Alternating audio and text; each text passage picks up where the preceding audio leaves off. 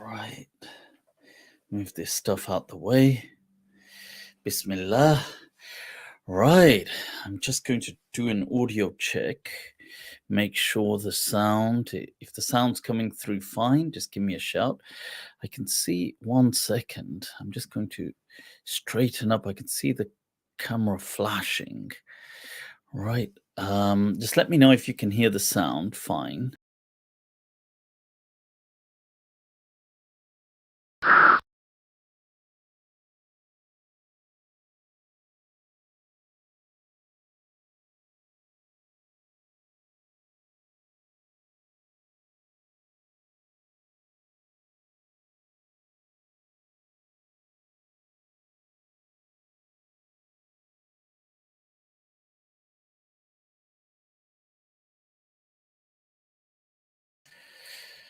So hopefully that is fine, bi'ithnillah.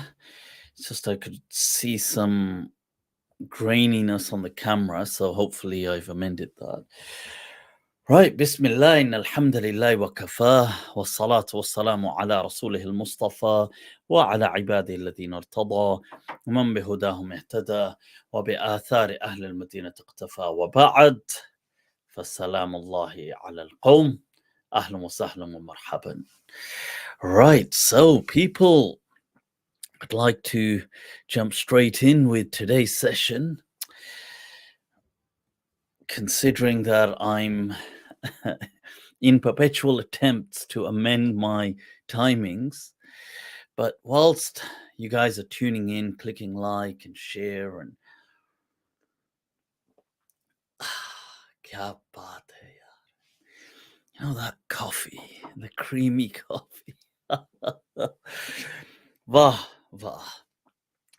So, who do we have tuned in? Ibn Farnas, Ahlan wa sahlan wa marhaban and shukran. Allah keep you blessed. Likewise. Yep, hope your family are well and in great health. Shukran. Nora, Ahlan wa sahlan. Umar, Sultan and Mirza Sahib. Theologisticity. Kya baat hai yaar. King James, Mufti, I love you. I love you too, yaar. I love you too. Right, so let's take a look at what we've going to take what we've got. Right, take a moment, because that's what I want us to do during our lives. All of us, take a moment. And I want to take a look at the theme of divine courage and disobedience. And maybe if I could title that again in a different way, maybe it may be dissidence, disobedience, and divine courage. So, yeah. And I want to speak a bit about that. What does that mean? Because there is this understanding there is this a commonly found, or let's say it's not uncommon to find what is in essence a misunderstanding that obedience, since it is mandated in Islam, which sure obedience is mandated in many aspects of life, including faith, does that translate as conformity? So that's there's an intricacy here that is very worth our while to explore. Right. In addition to that, I don't know if you can see it here. Right. The casualties of nomenclature. And what do I mean by that? So I want to share some thoughts on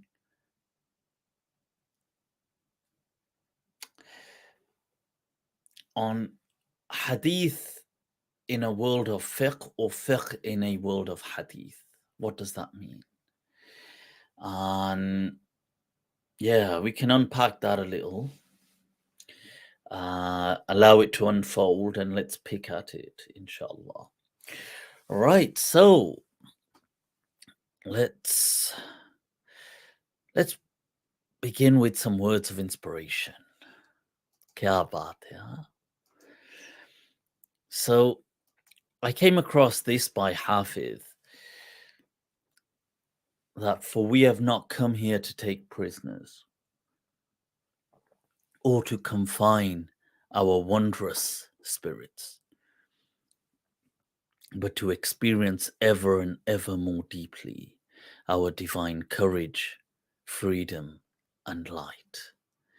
And it's interesting because a lot of what I want to explore today is nested in this yearning that we have within us to connect with that spirit, that indomitable human spirit that yearns. It really cries out for that divine courage, for that freedom, and for that light. So, right, I'm sure there's a poem. Kya baat hai. Yaar, I'm not sure if this is really Ghalib's, although it's addressed to Ghalib. Hazar baar hui guftagoo Ghalib, lekin hazar baar koi baat reh gayi mujhse. Wow, this is really profound, Hazar baar hui guftagoo Ghalib, lekin guftagoo is speech, to speak, to converse, that we have conversated. We have had dialogue on so many occasions. Hazar baar hui guftagoo ghalib, lekin hazar baar koi baat reh gayi mujhse. Yet 1,000 times, or every time, that how often have we had the opportunity or taken the opportunity to say things, and yet each time many things have remained unsaid. This is the thing about poetry, man. This is it. This was an interesting one on a similar theme. It had three different poets here, with Vasisha, Use hum yaad aate hain faqat fursat ke lamhon mein, magar ye baat bhi sach hai, use fursat nahi milti. Said it is true that we really, they, he, she, they, Joe, whoever, fluid and non-binary, everybody, people. So the thing is, usse hum yaad aate hain, that they do remember us, faqat fursat ke lamhon mein, but only in moments when they have a moment to do so, an opportunity to do so, a moment to do so. Magar ye baat bhi sach hai, use fursat nahi milti. But truth be told, they can never truly find a moment to remember us. Wow. And Ghalib, हम तस्लीम करते हैं, हमें फुर्सत नहीं मिलती, कि जब याद करते हैं, ज़माना भूल जाते हैं. This is fascinating. He says we concede, we accept that truly we don't find the time. He says because when we do remember them, zamana bhul jate hain. It's as though we forget time itself. And this is interesting in the sense that sometimes how we can see this is when we are in the pursuit or in the presence or in the company of what offers us true meaning and passion. There is a timelessness. Allah. अल्लामा इकबाल, ज़माना भूल जाते हैं तेरी एक दीद की खातिर, ख्यालों से निकलते हैं तो सदियां बीत जाती जमाना भूल जाते हैं तेरी एक दीद की खातिर that we forget the age itself just for the sake of being able to see you once. ख्यालों से निकलते हैं when we emerge from our imagination, our thoughts, our wandering thoughts. तो सदियां बीत जाती हैं. It's as if centuries have passed by. See, what is time ultimately? Allah. If there's barakah in time, it seems you can live an eternity in a moment. Yeah. This was right. Okay. Okay, so this was a post I saw actually, and in light of this, it just comes back to these things. This about take a moment. That mum found a note my dad wrote before Alzheimer's took his ability to communicate. That P.S. I forget a lot of things, but I never forget how wonderful you are. Love. Joseph, I think. Or Ya Salam. In the end, what is it? But, memories and experiences. This is why it's always to take a moment to reflect, to introspect, to look within. Introspect is to look within and to look without as well, and to reflect. Ya Salam. So, right, let me see what. Oh, and this is one we've taken a look at before, but it ties into the spirit today of खुदी को कर बुलंद इतना कि हर तकदीर से पहले खुदा बंदे से खुद पूछे बता तेरी रज़ा क्या है. Right. Okay, so let's see, who do we have? Oh, we got some bots. Just block the bots. Okay, done. Right, so love from Amsterdam. Shukran. Omar Malhi, Allah bless you.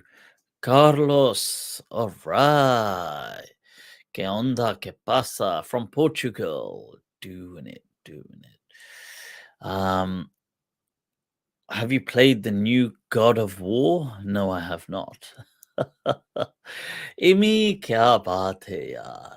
Speaking of Imran Khan, I think this whole thing of,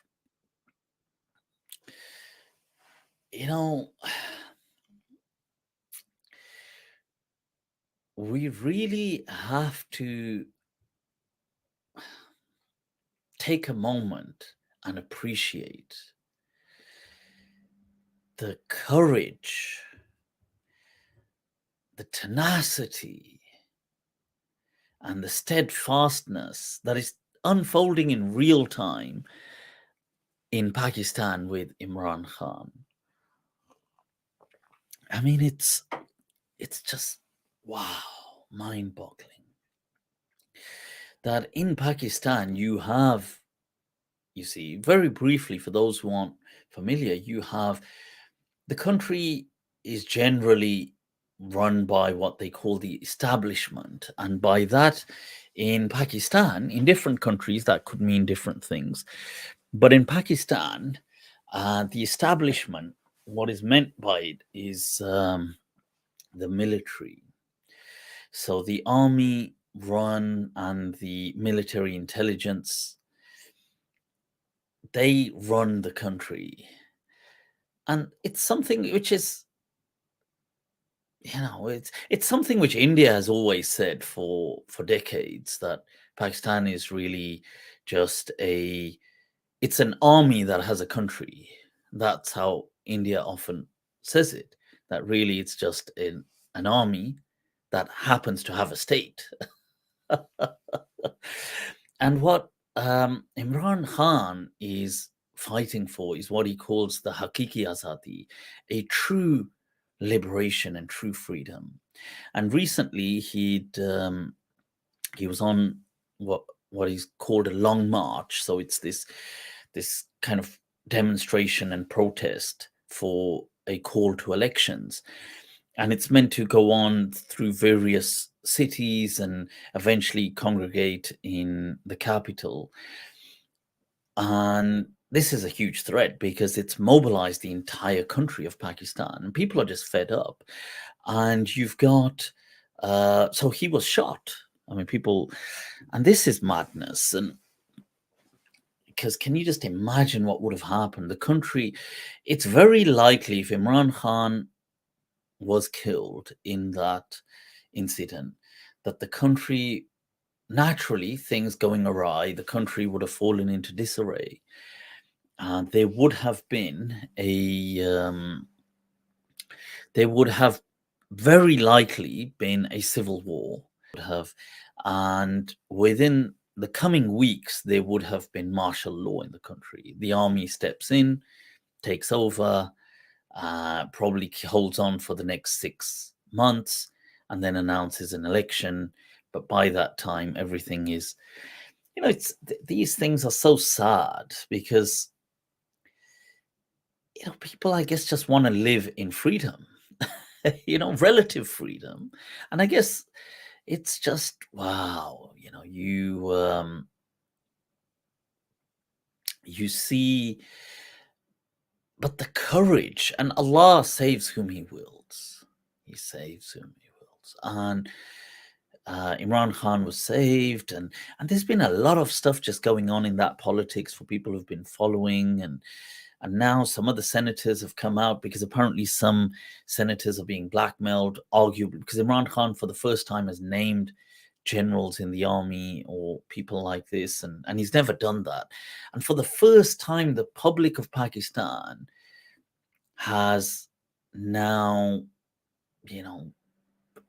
seen, or not seen, it's become, it's had enough of this military involvement. Whereas historically, this is unprecedented in Pakistan. The army they had a halo effect. They were angels. They could never do anything wrong. They were just just God sent heroes, and they were borderline infallible. So this is the first time in Pakistani history where people are actually seeing, and it's a shame as well because the army of Pakistan has, it has done incredible accomplishments, especially when it comes to the defense of Pakistan. So you can understand why they are heroes to the people. But for the first time, people are, they found themselves at odds, disliking, resenting, insulting, chanting against, protesting against the army. It's like, whoa, okay, something has changed. And you had senators come out and they said that they're being blackmailed by the army, that people, I don't know, there's something about some senator that they've blackmailed to leak his illicit videos between him and his wife. And then other people have come out and said enough is enough. How long will this nonsense go on? And that person, apparently that senator, he called a press conference and just said it, that this is what I'm being blackmailed about. So it's like, wow, all these things are happening and we are witnessing something. And this really ties in as well to today's theme about understanding that Islam has not necessarily, that there are things to unpack between obedience and disobedience. That disobedience, it's not or obedience to God is not conformity to the status quo necessarily. So disobedience at times may be more a psychological problem than a moral one.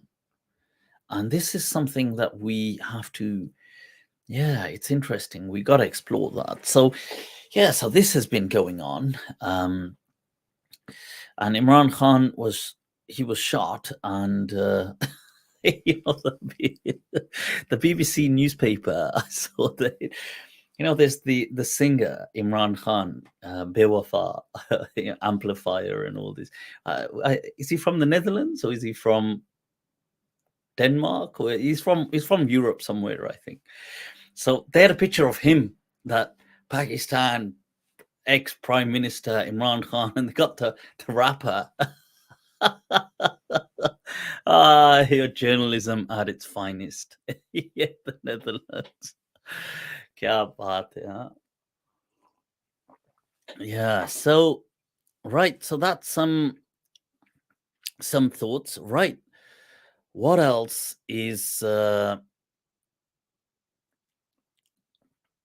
right, let's move on. What else is going on, people, before we jump right into it? Changing times. We can see not that this is really something to I know people are divided. We're in an age where people are so divided. Do you not feel that we are in an age of kind of stark polarization? And people are really divided on the whole Elon Musk thing and Twitter. I mean, I am a fan of Elon Musk, and when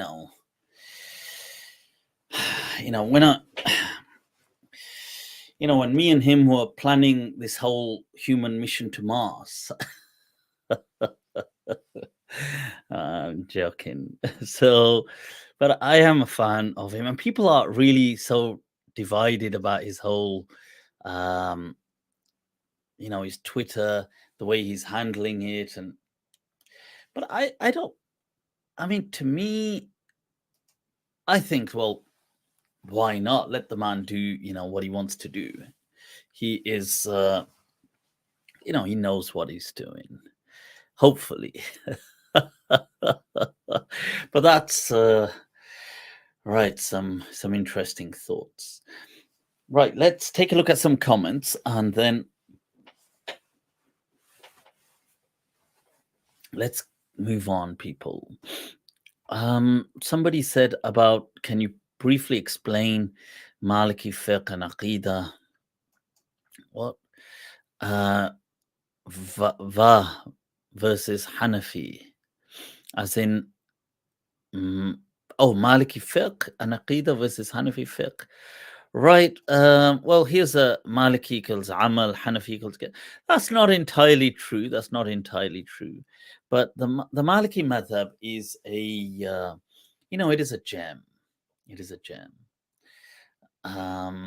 It's something that is, and I want to speak a bit about that as well when I come to this topic of nomenclature wars, or there's like a culture war for nomenclature, and some people, when they win a culture war, what does that mean? So we'll speak a bit about that then. Okay, let's all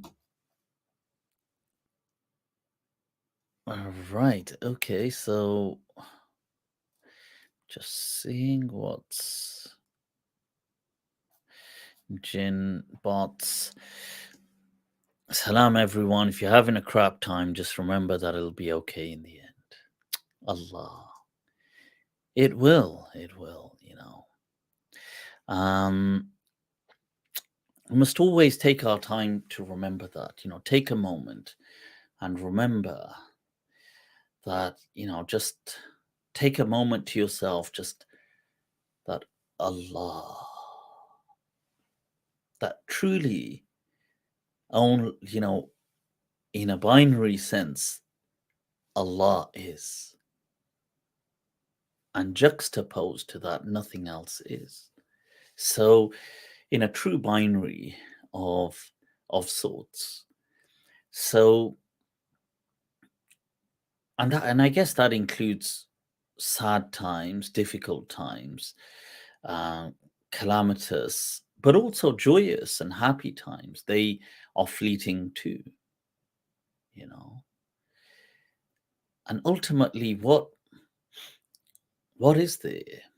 I was um, I was sending, I had seen, you know, K- Ustad Kaleem Sharma, his posts, um, and I had seen that his mother wasn't well or something, and I sent him a message and um, WhatsApped him, and he replied with a message, and it was really, honestly, I was so grateful for it. It really hit me, and it's interesting. He was just saying this, that look, he said that whatever we go through, in essence, and it's a reminder to everyone that whatever we go through, our joyous moments, the sad, difficult, tragic events,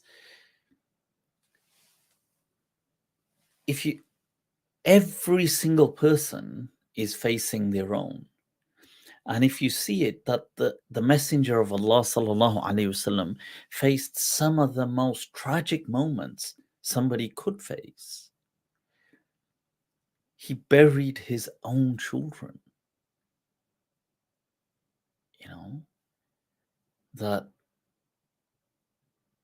and amongst them those who were victims and casualties of this war against Islam. Ya salam, a person, just to, if a person can just try to grasp these moments of tragedy, of loss, of losing everyone, and then you see, لَقَدْ كَانَ لَكُمْ فِي رَسُولِ اللَّهِ أُسْوَةٌ حَسَنَةٌ. There wasn't an anger on the world. There wasn't a vengeance against the world. There wasn't an exploitation when his son died and it coincided with an eclipse. And people, they said, yes, Ya Allah, see, people start to say between themselves that even the sun is engulfed in sorrow, that the child of the Messenger of Allah has passed away. And what did the Prophet ﷺ say? He said, no. He said, don't say that. He said, that's not true. He said, Inna shamsa wal qamar ayatu min ayatillah, or ayatani min ayatillah. These are symbols, these are signs, these are entities that reflect the glory of God. They do not become eclipsed by the death or the life of anyone. You see, that was such a moment where the Prophet could, people say, oh, the Prophet, they hurl allegations and accusations at the Prophet. That was such an opportune moment to exploit the faith of people.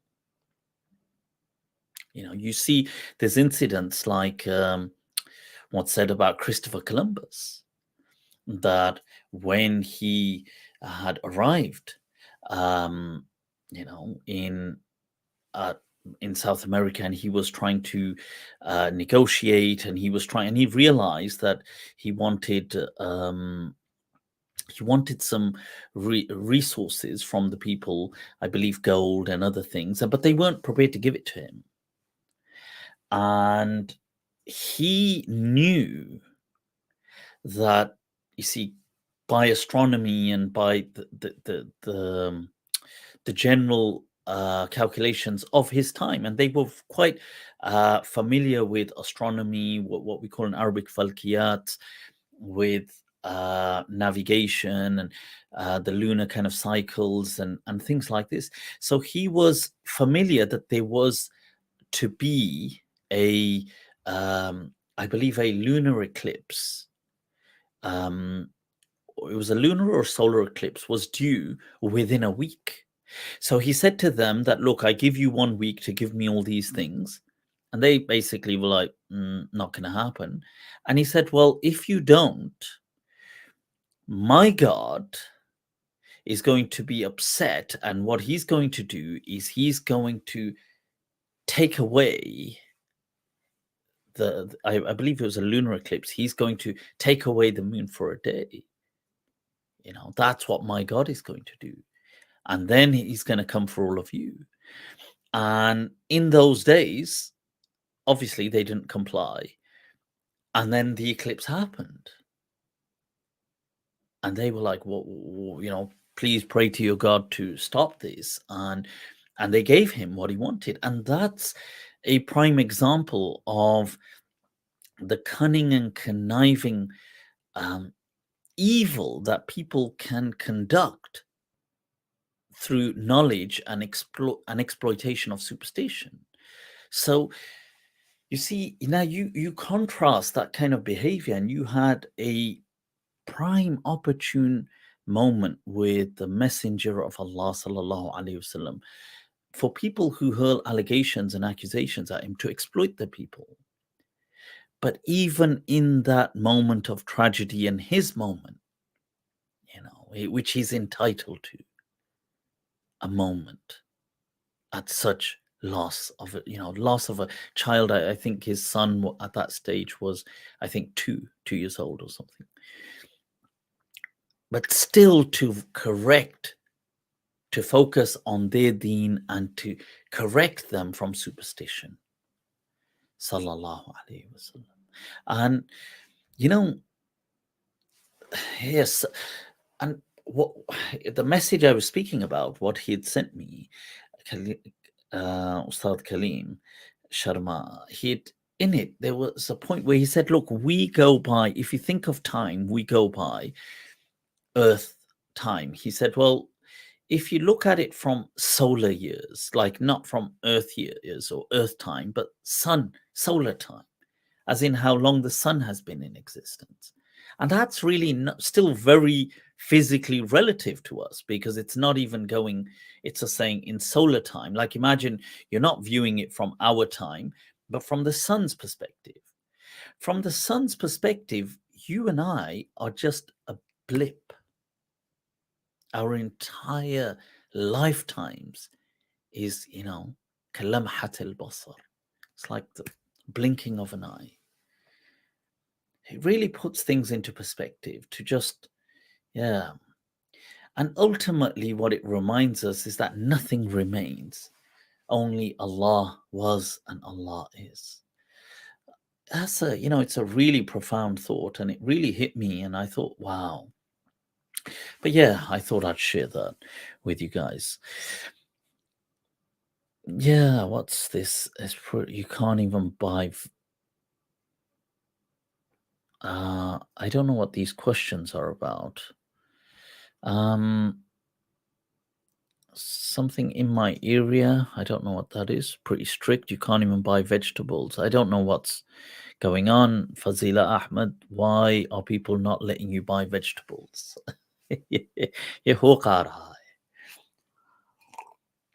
Another quick note I'd like to say, this is a bit random, but since it occurred to me and we spoke of places like Pakistan, it really is a shame that countries like Pakistan or other countries that are somewhat still free from certain from the confines of over encroaching legislation, that some countries that basically they still have certain, like they could pioneer experimental stuff and still kind of do it. It's a shame that those countries do not take the lead on things like psychedelics and general mental health. I'm really, it's something that is so surprisingly disappointing to see how countries that can do that, because they're not so bound by the kind of culture war of Nixon's war on drugs. They're not still this kind of Nixonite or Nixonian effect still doesn't kind of wear down on them heavily.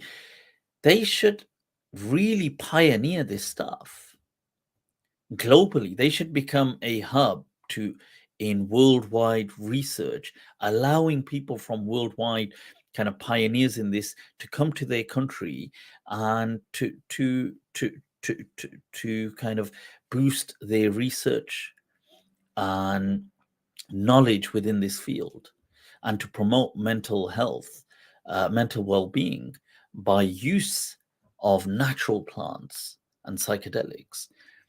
And it's a shame that the you see that see it comes back to this, that the fear of disobeying the powers that be, this kind of, especially namely in this case the Western powers, namely the US, the FDA, and its other cronies that are so, that are for some reason stuck in this um 70s era of declaring war um on these natural elements. So it's a, sometimes I think about that why do they not, these countries should become like how the way you have countries like like Dubai becoming a kind of a free port and a tax haven that then attracts all that commerce from around the world to that point.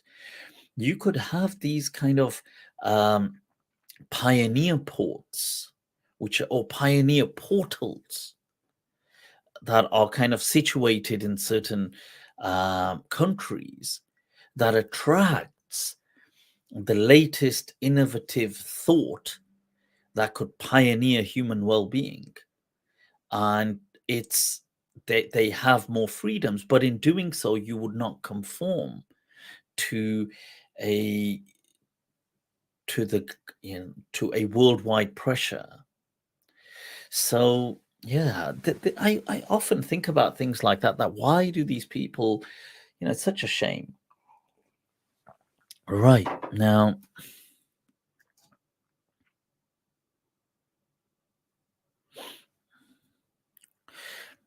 oh we are talking about widowed women in Iddah are not allowed to leave the house in some places. Right, okay. Yeah, this question of Iddah, I have answered it previously in much detail. So Iddah, there's a difference of opinion on what Iddah is supposed to be and what it's supposed to be about. So we know it's like a grace period. Now, what is it about? So for the widow, there's this 4 month, 10 days, and for the divorcee, uh, 3 menstrual cycles, or sometimes one menstrual cycle, depending on the issue. But what is all of this about? Some people take this to be what they do. They preponderate the ritual element over this. So they say this is a ritual. So this is like almost like i'tikaf of sorts. So a woman, just as when you're doing i'tikaf, you are restricted to the confines of a parameter, often within a masjid, according to most of the madhabs, or in some madhabs in your home, and you have certain imposition, self-imposed restrictions. You can't do this, you can't do that. You should refrain from this, and it's a time of sheer pure devotion. So okay, that's a very ritual, worship centered, devotion focused act. Yeah. Now, the iddah following a divorce or the death of a of the spouse, of the husband, many people place that in the same category as that, and they paint it with the brush of ritual, that this is ta'abbud, This is something, it may have some wisdoms. I mean, it will have wisdoms, but it may have some ilal, some reasons, but the reasons are secondary. What's primary is this ritual. So ritual over reason. And therefore, primarily, this is an act of devotion. Everything else comes, it's secondary and tertiary. Other people would see this differently. They would say, no, reason over ritual, not ritual over reason. Sorry, that was ritual over reason. So reason over ritual. So they would say that, no, there was a reason why this was stipulated. And that is for, and it may vary and it may have some commonalities. So, for example, one common understanding is pregnancy. So, okay, for the divorcee, she may be pregnant. So that's one reason that it's good to know, and especially in that time when she may then claim provisions. She may claim that he needs to spend money on the child. He may say it's not my child because when you left here 3 months ago. I didn't know you. How do I not know you? This is not somebody else's child. So this was one common reason back then. Another reason was that really in Islam, and this is another topic that people often forget about. You see, in Islam, you're only meant to give one talaq. This three talaqs thing, according to most ulama, is haram. You're not actually allowed to give three talaqs. So really, you're only meant to give one, and that's what the Prophet ﷺ taught. And that's why that's the talaq sunnah, is just to give one talaq. And then when the iddah is over, the nikah has dissolved and the couple can, they are on their own path. But during that, there's time to reconcile and there is a time to revoke the talaq. So traditionally, that was another element, that if the woman was still there was hope that the husband could revoke and reconcile with her, because maybe as they calm down, cool down, over time, because they're still living together and she doesn't need to be doing hijab from him. So and some have argued that there's even the sexual temptation, that when all else fails with men, it's like, chalo yaar, okay man, we forget it all, man. So some have argued that there was that element to incentivize them to reconcile. So okay, so there's that. Another element was it was difficult to immediately find provisions and lodgings. So for the woman, let's say they broke up today, she wouldn't necessarily have somewhere to go right now. And that's understandable. It's the same today in, people, just because if they instantly broke up over something, they wouldn't necessarily have somewhere to go. So there's a grace period, you could take your time, and all these things are playing out. If there happens to be a pregnancy, if there happens to, but you can also share the space and you may reconcile and so there's all of these things. And there is another wisdom as well, which I feel that many people did not unpack as much, and they didn't speak about it as much, really. And I actually feel that may be one of the key reasons as well. So it's not just something tertiary or right at the back, but something at the forefront, and that is that, you see, by placing, and this was the real reason why the woman was not allowed to marry alongside pregnancy. But let's say you knew pregnancy wasn't an issue. Like, let's say, for example, you just knew that pregnancy was not an issue for whatever reason. This would still be the primary reason, which still applies today. And that is that, you see, often when people are when they break up, there is like the rebound effect. Okay, so people are in they're on a downer. They feel that they've been dumped. There's a sense of rejection. People often jump to that. They quite easily make rash decisions. And so somebody may propose and they just jump on it. Now, this placing a grace period, a a prohibition time frame of, let's say, 3 months, 1 month to 3 months, at least, let's say 3 months or three menstrual cycles, during which the woman would not be doing a nikah. So this Iddah period, she can do a nikah, but after this 3 months. So she's just come out of a marriage. So she doesn't get married till 3 months. Now, what this prevents, this is very kind of preemptive in precluding a lot of bad blood. Because you see, often and we find this today, what you'll find is the moment a couple break up, and let's say the woman now is with another man by next week, let's say, often what happens is people will say, oh, so you know this that these two were up to something all along, that there is, like, I knew it, you were having an affair all along.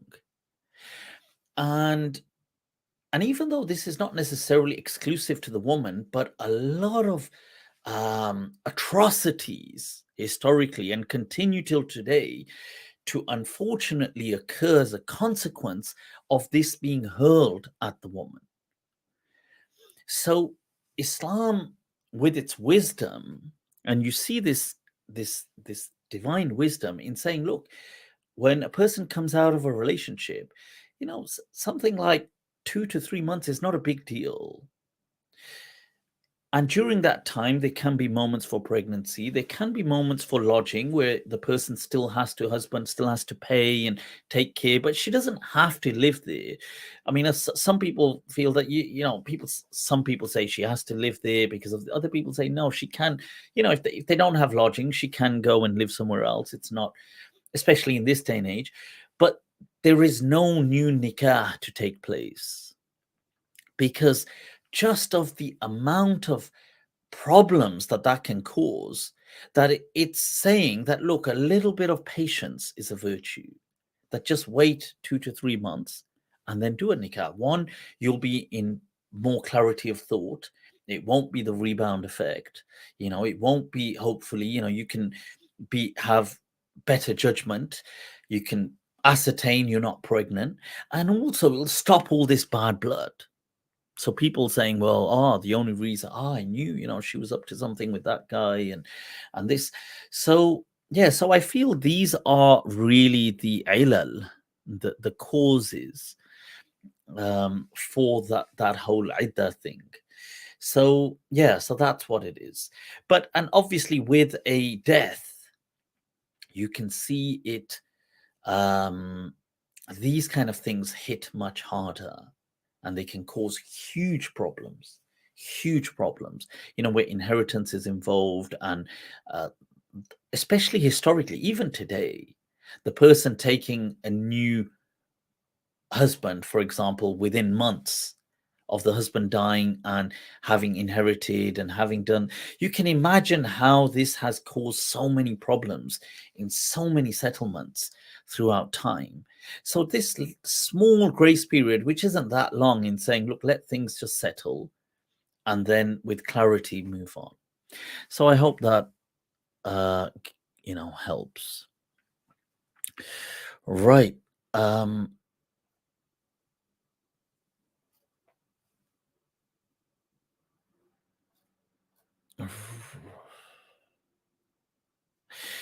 Right, let's move on. Right. أعوذ بالله من الشيطان الرجيم. بسم الله الرحمن الرحيم. I wanted to explore the topic of disobedience, obedience, and conformity within Islam, because it's it's not as clear cut as people may think. So, taking a look at a few verses, أعوذ بالله من الشيطان الرجيم, Bismillah ar-Rahman ar-Rahim, from Ali Imran, and this verse of wa'atiyullah wa rasul, and obey Allah and the messenger, la'allakum turhamun, in the hope that you may find mercy. Now, from Ali Imran 132, this verse of saying obey Allah and the Messenger, it appears more or less in about 11 verses throughout the Quran.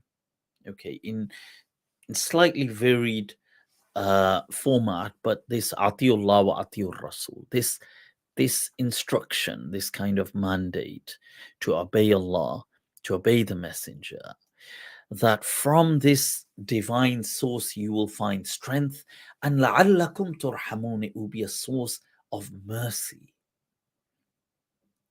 Because we have within us this, we have a will to also obey.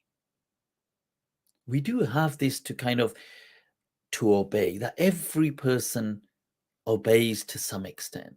We have this will to obey, but it should be directed externally, almost transcendentally, to God. And then everything else, even if you are obeying it, no longer holds that same symbolism of utter obedience. And this verse, this is another example. There's, like I mentioned, about 11 verses that speak of this in the Quran. That Ya ayyuhalladhina amanu atiyullah wa atiyur rasul. Obey Allah and obey the Messenger. This is an interesting verse. Wa ulil amri minkum. And those with who are people of the matter amongst you, people of the affair.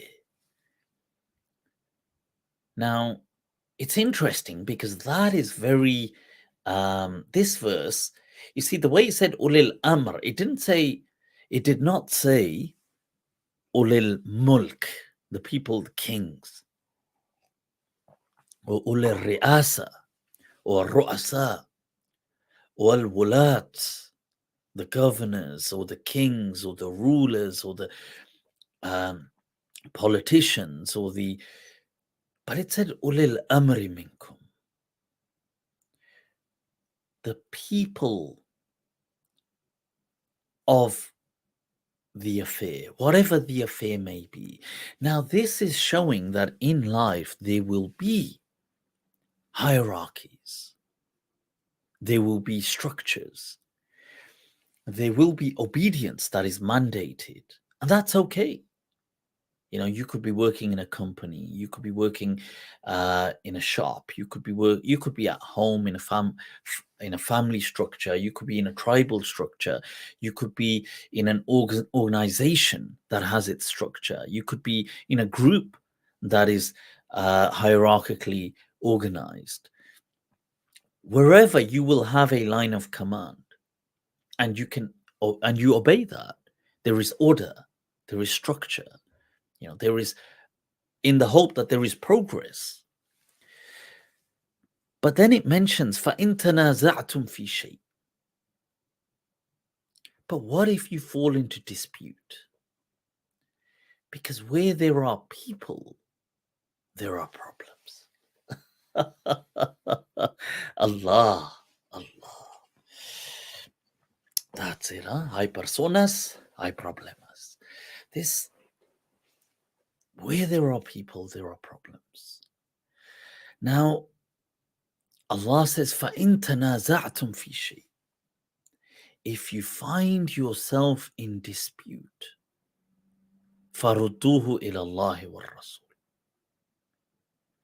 Then you can return, you can have your resolve, you can have you stand firm with Allah and His Messenger. إِن كُنتُمْ تُؤْمِنُونَ بِاللَّهِ وَالْيَوْمِ الْآخِرِ. You know, if you have faith in God and the last day, ذَلِكَ خَيْرٌ وَأَحْسَنُ تَأْوِيلًا. That is good for you, and that is the best of interpretations. Now, one way to, one meaning you can take away from this is that everything else, there will be a belief where you have you have a faith where you have devoted a commitment to God, a resolve that is unquestionable, let's say, whether you live up to it or not. But in theory, you have this resolve that, okay, my obedience is with God, and that's the faith, and the messenger comes with Allah. But everything else in this world will at some point be up for grabs. That nothing else is certain. See, it's a wonderful way of looking at this verse, because it's showing you that on one hand, it's calling you to obey. Wa ulil amri minkum. It's saying, obey and maintain these structures in society, these societal paradigms and structures and lines of command and chains of command that you have, obey them. But if things go awry, then nothing is absolute except Allah and His Messenger. Nothing else. So yeah, and this is where you take a moment and you introspect, you look within, you look without as well, you observe, that is what I'm doing actually, is there khair in this? Is there goodness in this? And sometimes it will mean to comply, and sometimes it will mean to defy. But that is the path. So this should not be confused with a conformity to society. That Islam is not calling us to a blind groupthink. Okay. It is right. It is not calling us to that.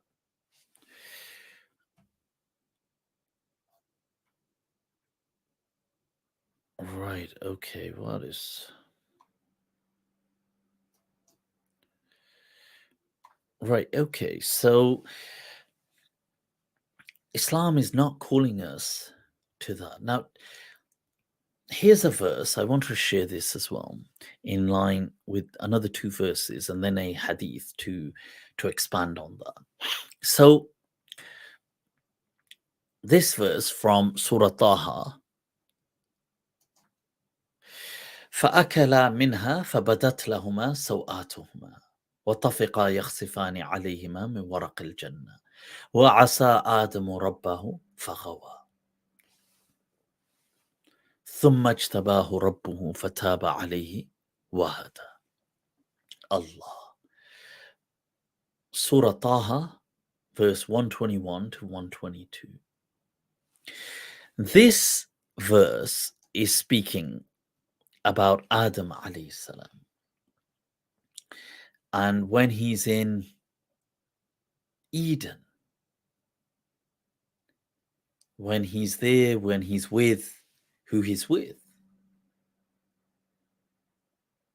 and they ate from the tree. Allah. A disobedience.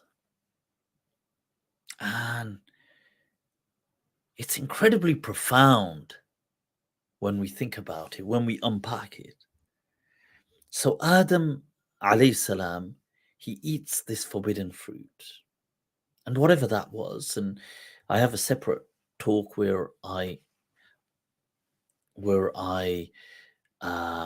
argue that it may be that it was that the plant refers to one of a psychedelic nature. So, and that's a different discussion. But Adam alayhi salam is being told that here is the tree of immortality. He's being seduced to tempted. And he is being told not to take this fruit, whatever it may be. But destiny has already been decreed. Allah. as the Hadith mentions, that رُفِعَتِ الْأَقْلَامُ وَجَفَّتِ الصُّحُفُ. The pens have been raised and the pages have dried. That what was to be written has already been written. So Adam begins this act. He eats from this fruit, this forbidden fruit. And it mentions, وَعَسَى آدَمُ رَبَّهُ فَغَوَى. And that Adam disobeys. And فَغَوَى. And ghawaya is the opposite of rushd in Arabic, to be rightly guided. So to err, okay, to be seduced, to fall into temptation. That, what does the poet say? He says, وَهَلْ أَنَا إِلَّا مِنْ غَزِيَّةَ إِنْ غَوَتْ غَوَيْتُ وَإِنْ تَرْشُدْ غَزِيَّةُ أَرْشُدِ.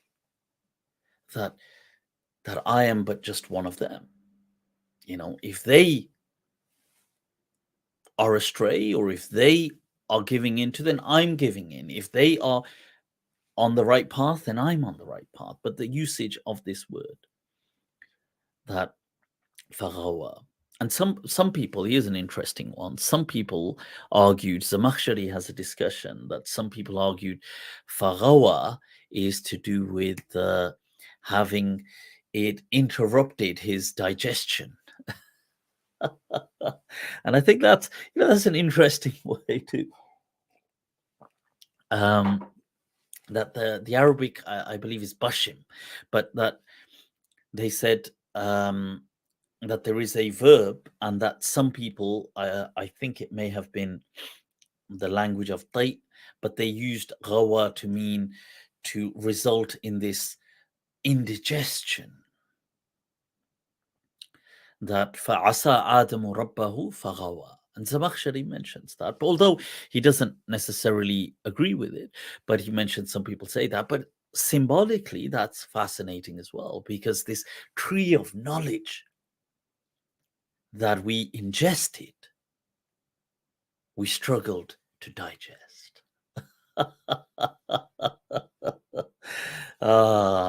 Ya salam, huh? That fall. But it's interesting because you see, this is the amazing thing about the Quran, that the way you look at it, every time you change your perspective, it gives you something new to look at, something refreshing that adds meaning. That's one way to see it. But in that same, but not to be depressed, because in that disobedience began the story of mankind. Because insan began from there. That there was great destiny hidden in that downfall. So to have erred, it's showing a difference. So this verse, you see the following verse, 122, saying, Thumma, after a while, ijtabahu rabbuhu, that Thumma ijtabahu rabbuhu, that Allah then chose Adam, selected Adam, fataba alayhi wahada. And this taba may mean Adam taba or Allah taba. It could mean both. And both give a unique nuance. Allah. You know, that Adam turned, but he turned then after God chose him. So it's the divine grace. Or he chose him and the Lord turned, and because he had already previously repented. And either way, it's a fascinating nuance. So, but what we're seeing here is this disobedience, ironically, was the beginning of the human story. So disobedience in and of itself, and this disobedience is not considered, they say it's not an act of morality with Adam, because he at that stage was pre-taklif. Taklif being the Arabic taklif, not the Urdu taklif. Taklif in Urdu means just, just something painful or problematic. But in Arabic, taklif is liability.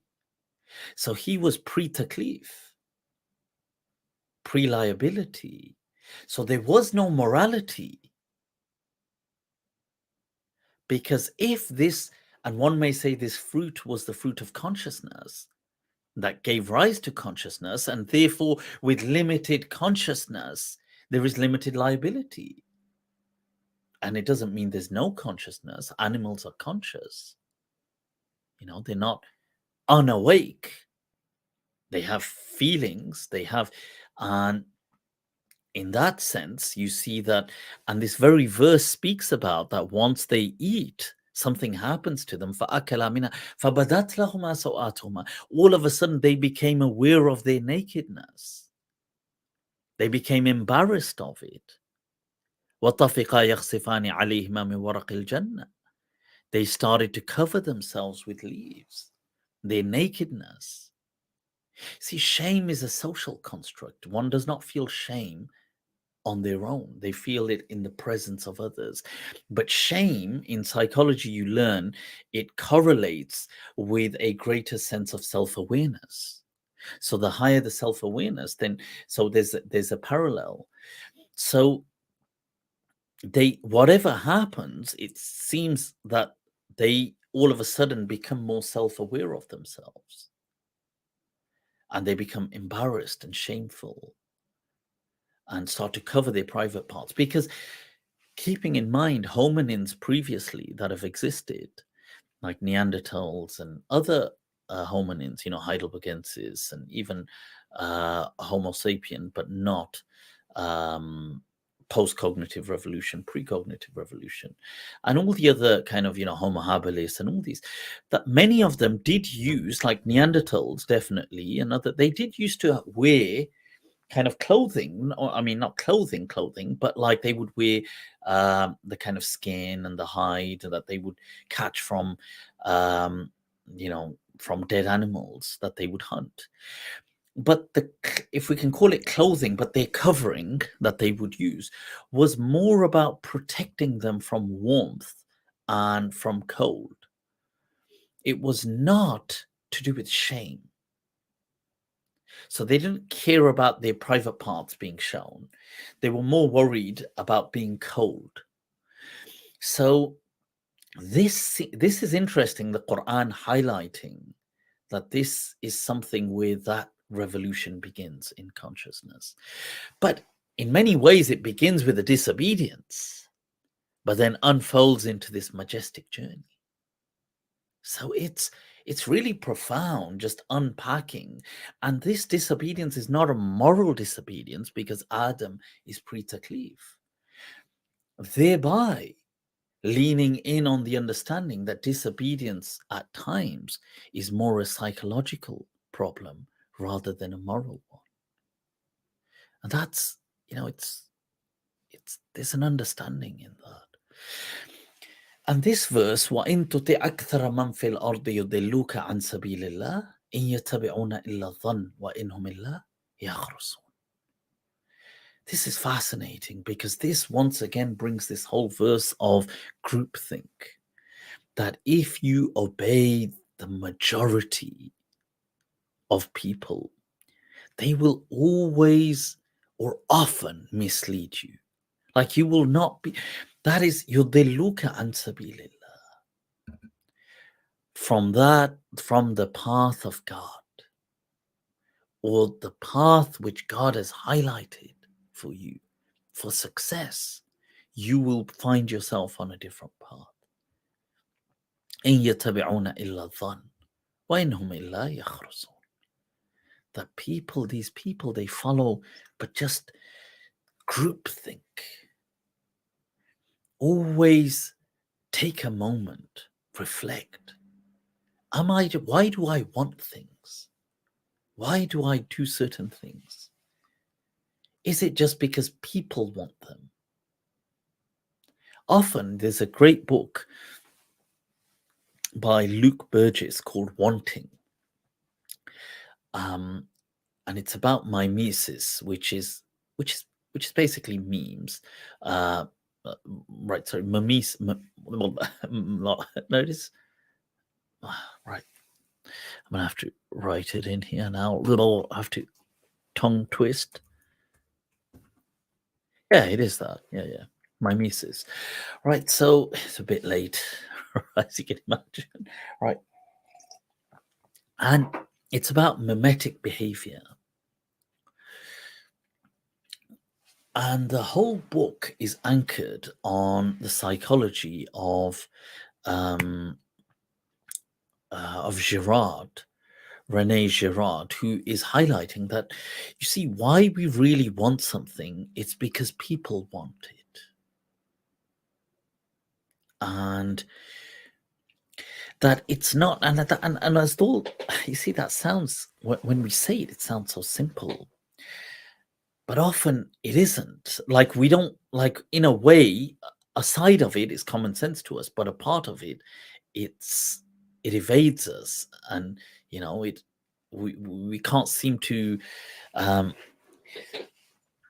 from one side it's common sense. Oh, I want a Porsche because everybody's got one. Not sorry, not everybody, but people who, or I want an iPhone, I want the latest iPhone because everybody's got it. So it gains value through mimesis, through mimetic behavior, that you want it because people want it. And this association. So what, you'll get a brand new sports car and they'll put a beautiful woman next to it. Well, why? Because there's this understanding that, well, oh, she loves this car. And you see, and by people wanting something, you want it, and then you want that. So this kind of behavior, but this group think. And the verse reminding us, وَإِن تُطِعْ أَكْثَرَ مَنْ فِي الْأَرْضِ يُضِلُّوكَ عَنْ سَبِيلِ اللَّهِ إِنْ يَتَّبِعُونَ إِلَّا الظَّنَّ وَإِنْهُمْ إِلَّا يَخْرُصُونَ. So that's really a powerful reminder. And that, just to follow that with a hadith that is fascinating, that it is in Bukhari amongst other books as well, like Musnad of Ahmad and these other narrations, that that the Prophet sallallahu alaihi wasallam sent. And it's to do with the famous hadith, لا طاعة لمخلوق في معصية الخالق, that you do not obey the creation by disobeying the creator. But this also ties in, by the way, this does not mean that the, the creation does, when you say by disobeying the creator, this is not speaking about the interpretation of scholars, because they too are creation. So it doesn't mean that, oh, what the ulama or the shuyukh or what they have said, especially where people have disagreed, that is definitively what God has said. They are still part of the creation. And that's a fine detail that many people miss when observing this. So in this hadith, that لا طاعة لمخلوق في معصية الخالق, and this is in Bukhari as well, the Prophet sallallahu alaihi wasallam sends a group on an expedition, and he places amongst them an emir and tells them to obey the emir. But what happens is they have this fallout, and although some narrations claim he did it as a prank, but other ones clearly, like in Musnad of Ahmad, and you can see here as well, um, it seems to be because he got angry over something.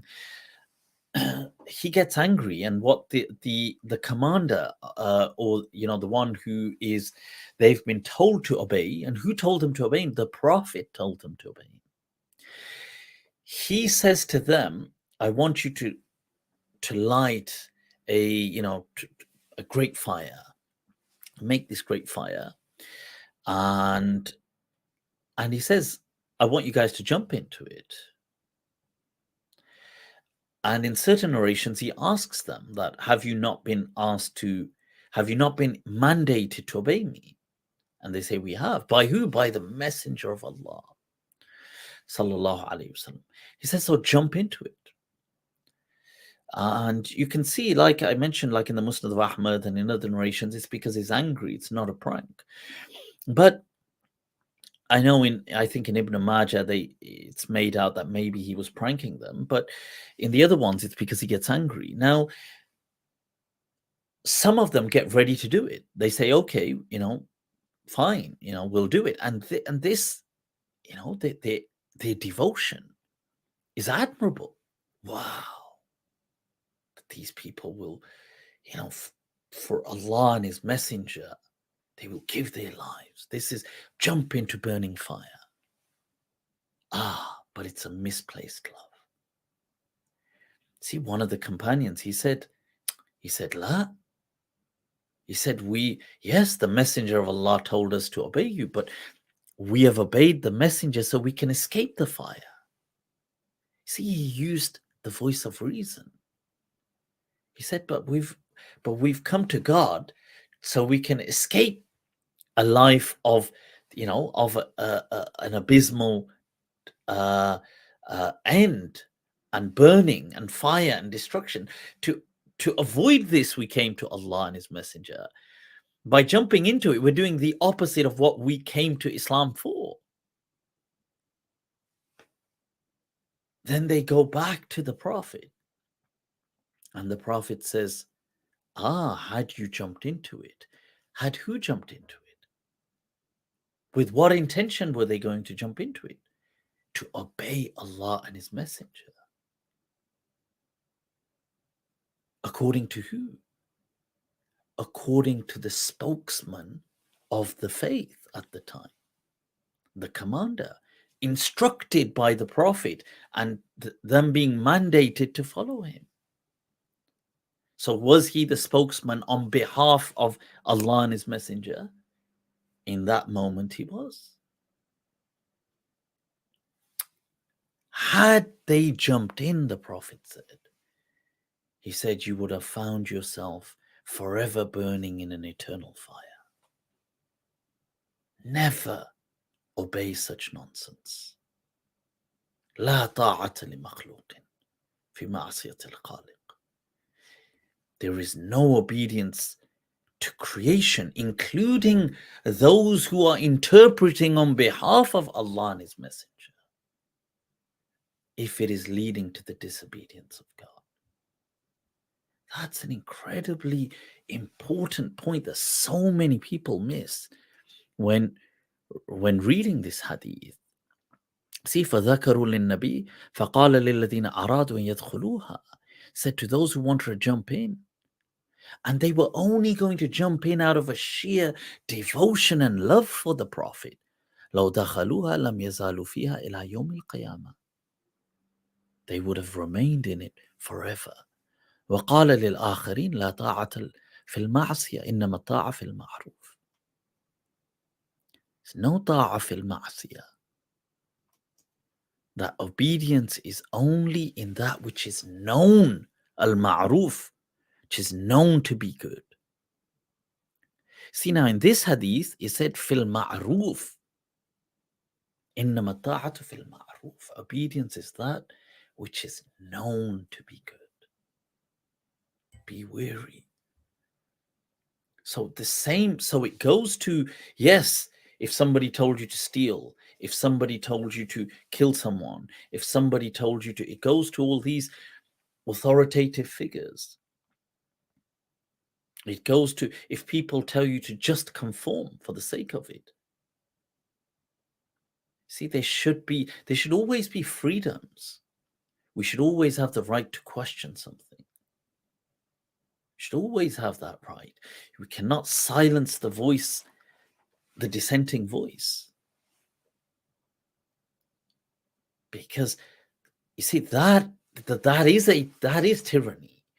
But amongst that voice as well, you will find voices that claim to be speaking on behalf of God. Those voices as well. إنما الطاعة في المعروف. It's in those things that are known to be good. If you find yourself in weird things, no, just take a moment, introspect. Is this the goodness that Allah and His Messenger have brought to you?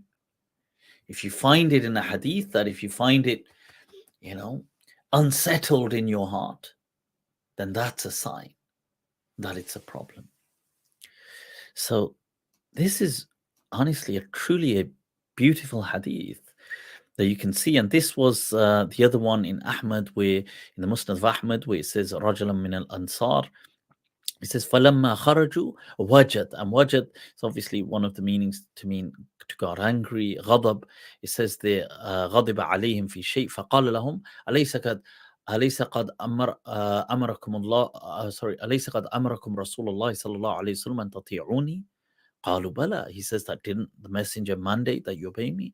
فقال اجمعوا حطبا ثم دعا بنار فأضرمها فيه ثم قال عزمت عليكم لتدخلنها.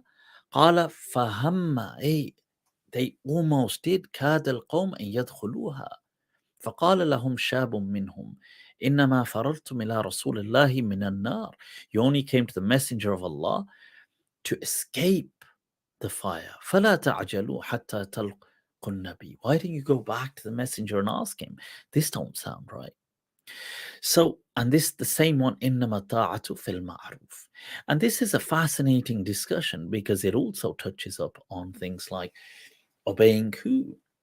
How does one obey management? How does one obey a chain of command? How does one obey the parents? How does one obey the spouse? How does one obey friends? How does one obey? This goes in everything. You cannot. You see, it is إنما طاعة في المعروف.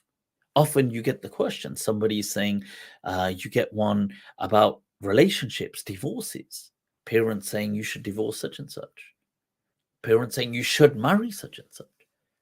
We get this very commonly, especially within the Desi kind of community. إنما الطاعة في المعروف. Yes, you are asked to obey, but utter obedience, like when it's being done under the banner of God, it is being done only in that which is known to be good. Fil ma'ruf. And then what is unsettling, a person can refrain.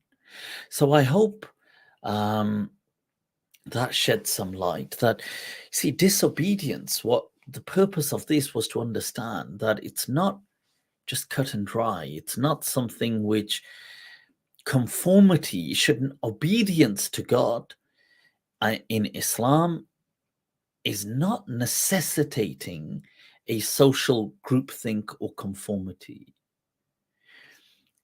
Not to a state, not to a political party, not to an ideology, not to a sect, not to a group, not to a gang, not to an organization, not to.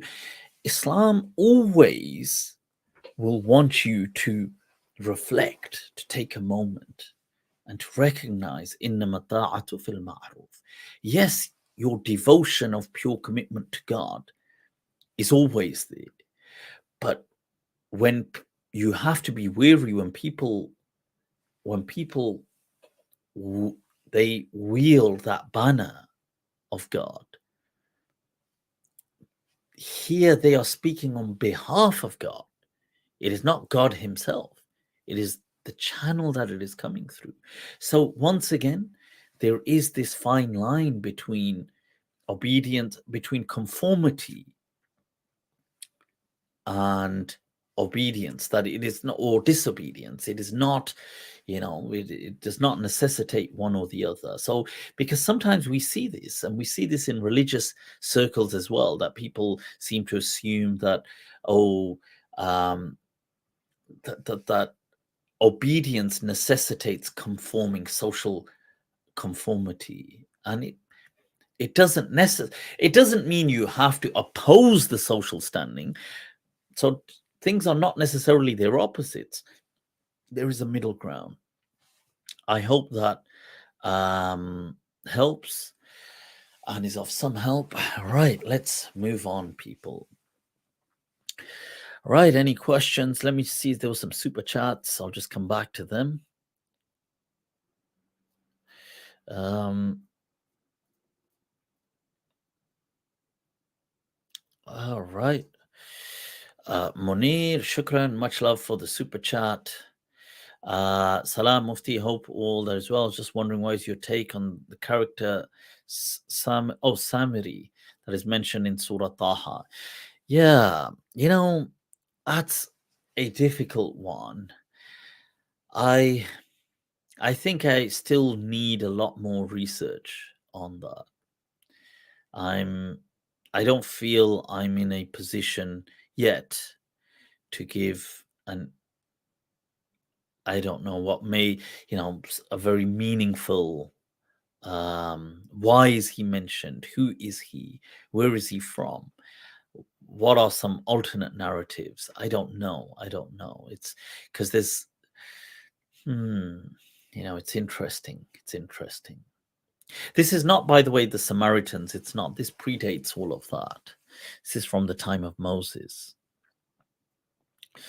Right. So, and Amin Shukran, much love for the super chat. Do you believe prophets made any prophecies that came true? Do you consider them miracles? The prophets made prophecies that came true. I mean, there's many. Yeah, there will be many prophecies that came true. As an example, the prophet saying that this faith will reach all corners of the globe, that it will reach every place on earth. Whether he didn't say people will embrace it, but he said it will reach everywhere, that a day will come. It's from the prophecy of the Prophet sallallahu alaihi wasallam, amongst many countless prophecies. So yeah, these kind of things, and unquestionably, I mean, are they miracles? Of course, they are miracles of that nature, and we've got a whole detailed discussion on what does miracles mean, and does it, because we've got to stop being so caught up on um on physical science being our benchmark to measure things. This a lot of people have fallen victim to empiricism, and they feel that to defy that is the only measure. And that's just such a. In fact, I was reading just yesterday. This it was fascinating. This actually is to do with this month's book of the month. I mean, this is not to do with it, but this is the backdrop. This is on Freud, Adler, and Jung. Fascinating book by Walter Kaufmann. But it's interesting how he's contrasting between Goethe and Newton in their presentation of what it means. What does it mean to have a science? And that the physical science, although it's a very Newtonian way, but not a Goethean kind of methodology. And Freud obviously seems to follow along the tracks of Goethe, amongst other people. So, yeah, but let's not get caught up on empiricism, people. It's not it's not, believe it or not, it's not actually the major psychosocial construct by which we go through the world anyway. Gold Globe, shukran, much love for the super chat. Allah keep you blessed. Al Hakim, the mad caliph. Allah, your discussion with Dr. Javad was very interesting. Shukran, I appreciate that. Allah bless you.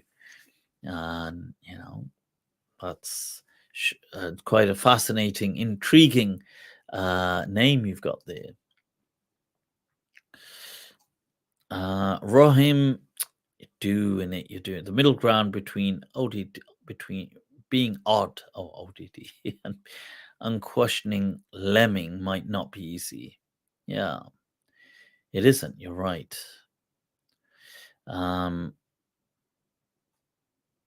Right. Okay. So, right. Let's. We've got Gulzar, not the poet Gulzar. How was Adam's future generation created, if not incest? You've clearly not watched any of my videos, have you? it really does annoy me. It really does annoy me the I don't know that the audacity people have in their sense of entitlement to knowledge. It's like no, but people don't want to, they'll have questions, but they'll never research them. They'll never go out and like they want everything fed to them. This spoon-fed culture, spoon-fed generation of people that we have. Just they want to be picked up like babies and spoon-fed. Ghalti se bhi, don't learn something yourself. Don't go out and try to learn something. So and I get it so often, people will send me a question. Oh, be like, why don't you just search on YouTube? I've already answered these things. Why don't you send me the link? Cha, cha, cha. Yeah, why don't I? I can think of 1,000 reasons why I don't, but I wonder if you can think of any. Your entitlement.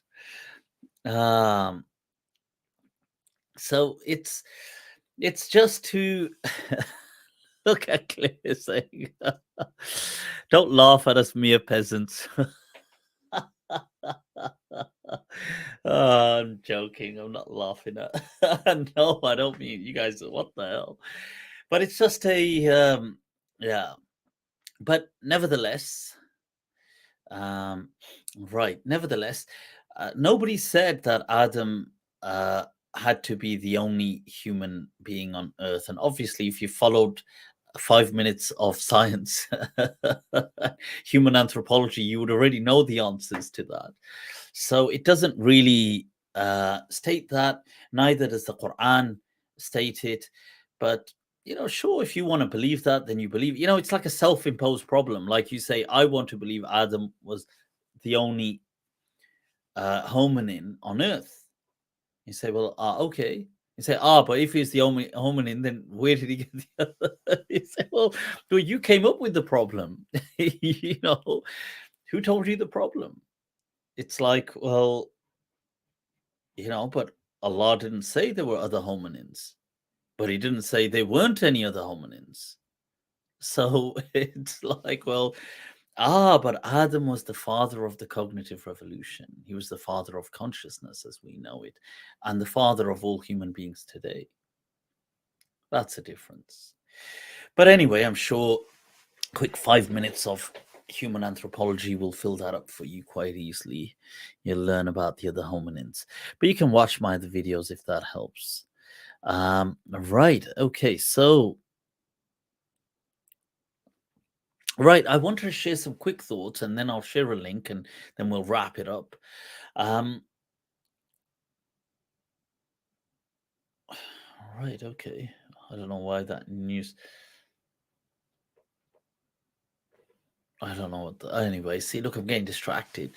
Fareed, shukran, much love for the super chat. Allah keep you blessed. Right. So, I wanted to share some words on nomenclature. That nomenclature is the terminology that is found, and it may be to do with a particular science or a particular industry or a particular field, and some nomenclature. See, think of these things as an organism, that they are a living organism. And like culture, many people think, what one way of looking at social anthropology or human social studies is to view culture as an organism. And there's a book on this, an interesting one, Darwin's Cathedral.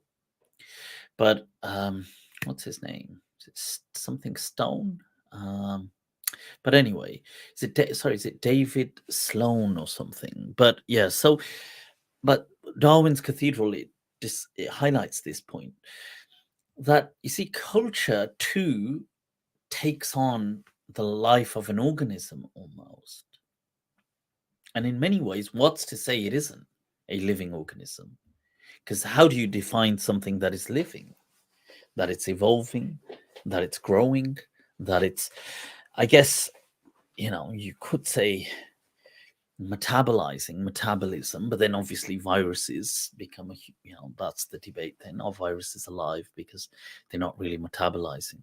But so right now, but then one could say that cultures and ideas do metabolize since they themselves are non-palpable. What's metabolizing is also impalpable. So okay, cultures, these things, they are organisms here. And just like in nature, there is a survival of the fittest.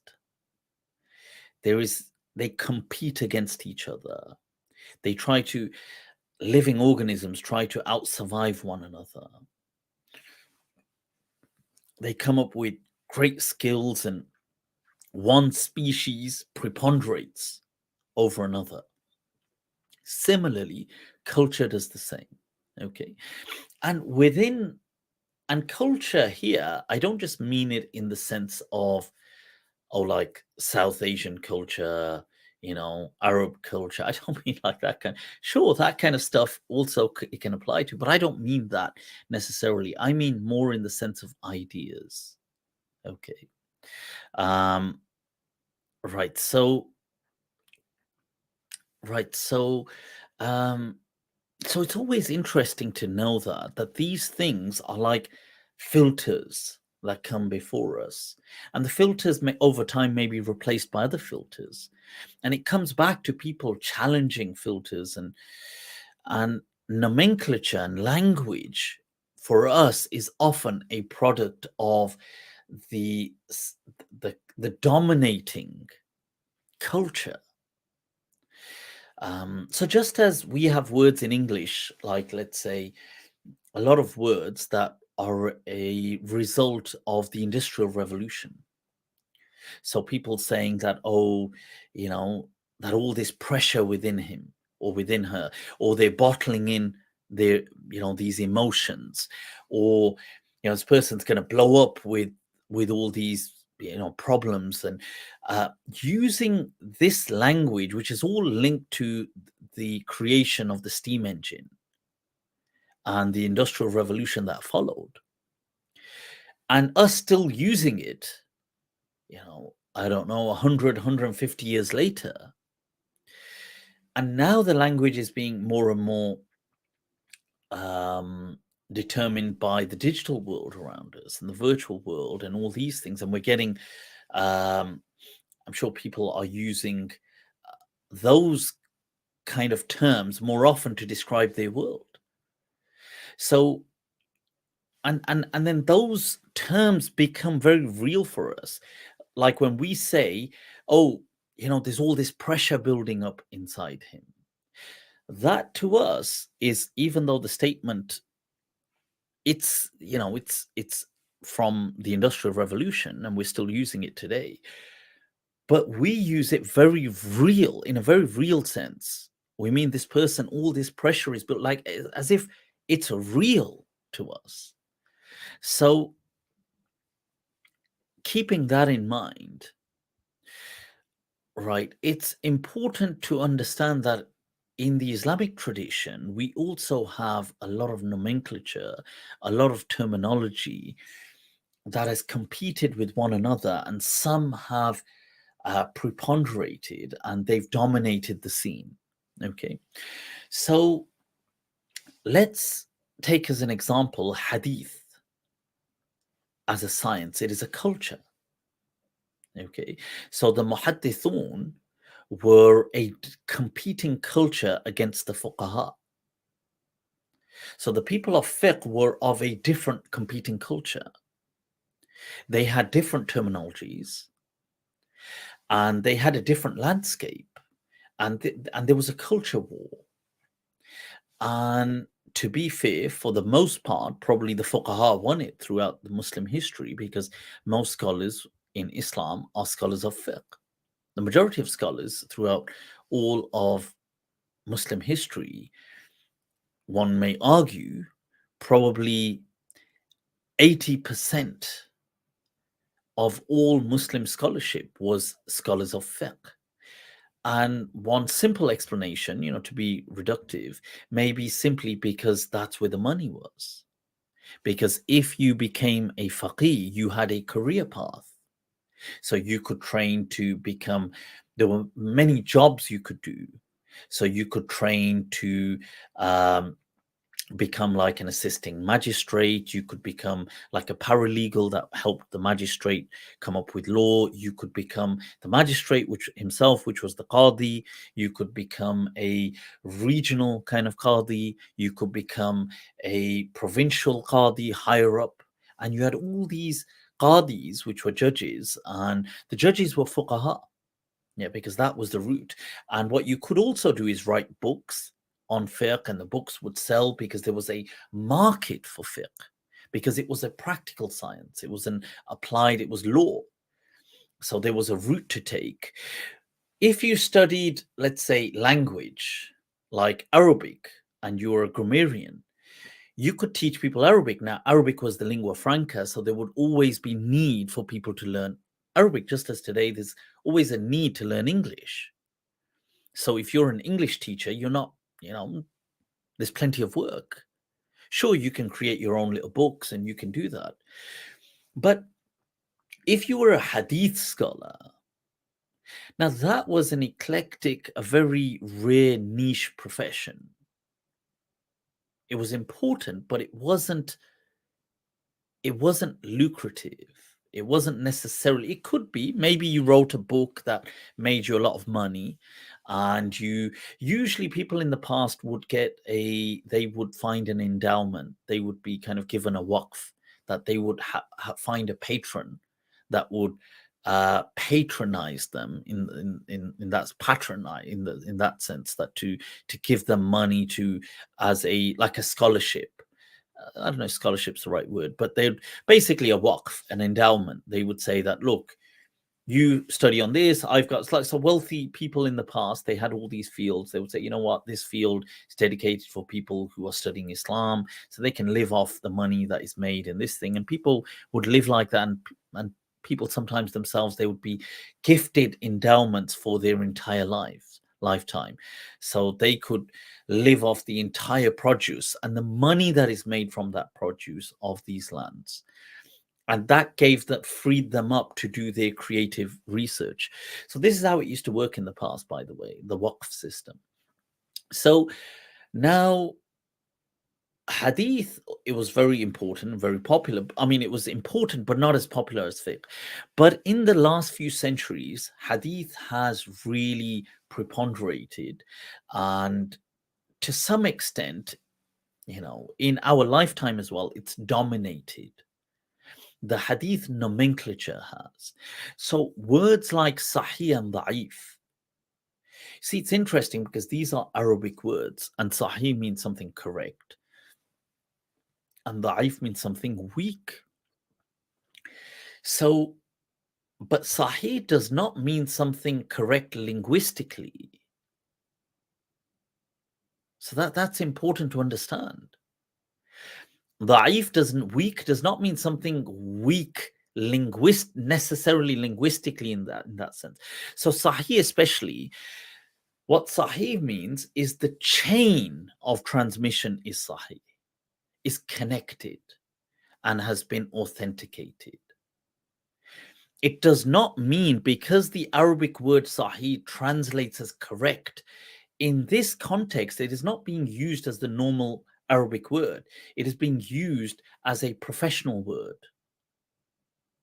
Okay. So just as today, if I said, oh, write this, I don't know, write this bold or in italics, or write this Times New Roman. Like this, even though these are English words, they mean something that you're understanding. Oh, I'm talking about a particular font. I don't just mean write this bold about, even though bold could mean something else in just English, or times, I don't know what Times New Roman would mean, but let's say you understood something. That's not what it means. It's nomenclature. It is legal speak, or in this case, um, it is Hadith speak. It is not your standard Arabic. They're using it as terminology, as nomenclature, not to mean the normal Arabic word sahih, which means something is correct. Now that's important because you see, when the fuqaha in their world, a chain being correct, connected or not connected, does not necessitate whether that hadith is acceptable or not, necessarily. So, according to the fiqh world, a hadith being accepted could be down to the fiqhi practice of that region, the amal of Ahl al-Madinah. They say, well, this is the sunnah. It came down to us through the living tradition. This is accepted. We don't care if there's a chain for it or not. So these are divergent worlds, the cultures, competing cultures, diverse views. On one hand, you have the muhaddithin, who their world is centered on on hadith. And they use words which are Arabic words, which have a normal meaning as well, like something is correct, sahih, but they're using it to mean that the chain is connected. You should not translate that. So if the chain is not connected, they will call it da'if, weak. It does not mean the content is necessarily weak. It just means that this chain, according to them, did not meet the criteria. According to the fuqaha, in their world, chain may not even be that important. So Imam Malik, to him, chain wasn't that important. Sometimes he'd miss chunks of the chain. He'd say, well, this has come to us through the living tradition. So regardless, he was one of the greatest muhaddithin of all Islamic history put together. So regardless of the later muhaddithin crystallizing these terms and nomenclature, when they use words like something is sahih, something is da'if, you must keep in mind that this is speaking about terminology. It's not the linguistic meaning. Okay. So they are not speaking about something being actually correct. Not according to the vast majority of the scholars necessarily anyway. Just because it's an Arabic word. Okay. So they simply mean that the chain is not connected. So yes, according to that culture, that may be invalid. Because that culture deems everything to be chain-centric. So if the chain is incomplete, it's da'if, it's weak. Weak what? Da'iful isnad. Okay, the chain is weak. It's important to remember that. According to many of the fuqaha, sure, they don't disregard the chain, but it doesn't hold the same importance to these people. To these people, it's like, well, okay, it's good. But it doesn't hold as much. It's like saying, look, like, let me give you an example. Art. To many people, let's say people on this, art may not hold primary importance in their life. It doesn't mean they disregard art or they hate art or they think art is stupid. It doesn't mean that. They recognize art is very valuable. It's contributed to human culture. It's monetary. It has great monetary value. You know, it can be worth millions and millions, and it's they appreciate. There's some appreciation Some people may appreciate it more than others, but there's some appreciate. People don't disregard or abhor art, but it's not their world. To them, it's like, well, my world gets on fine without art. So I don't disregard it, but it definitely doesn't take the primary or secondary, ranking in my life. But to some people that are art collectors and that are art, connoisseurs and that are art curators, to these people, their whole world hinges on art. This may be a poor approximation, but I could have used anything to just give you the idea. But similarly, isnad, it's like that. It's a concept which, sure, everybody can appreciate it. These people, their world revolves around it. That group of scholars, not so much. Sure, they recognize it. Yeah, it's good, but it doesn't get first or second ranking at all. And the Arabic words that are used definitely don't translate to the standard Arabic meaning. So just because they declare something sahih doesn't mean it's linguistically correct according to this group of people. So, right. So, and the same thing, I hope that if they declare something weak, it doesn't mean that the whole debate for these people, the whole effort, the project is to do with the chain. And to these people, it's more about the living tradition and the applied Islam. So if the chains, so basically that is subservient to this. And to these people, sure, that Hadith. So in recent years, because of the rise of a renaissance in Hadith studies that we found, especially in the last century, 1 to 2 century, and especially the last century, and the rise of the Salafiyya da'wah. So, and I'm not saying that's a bad thing. That's actually a good thing that it brought Hadith once again to the forefront.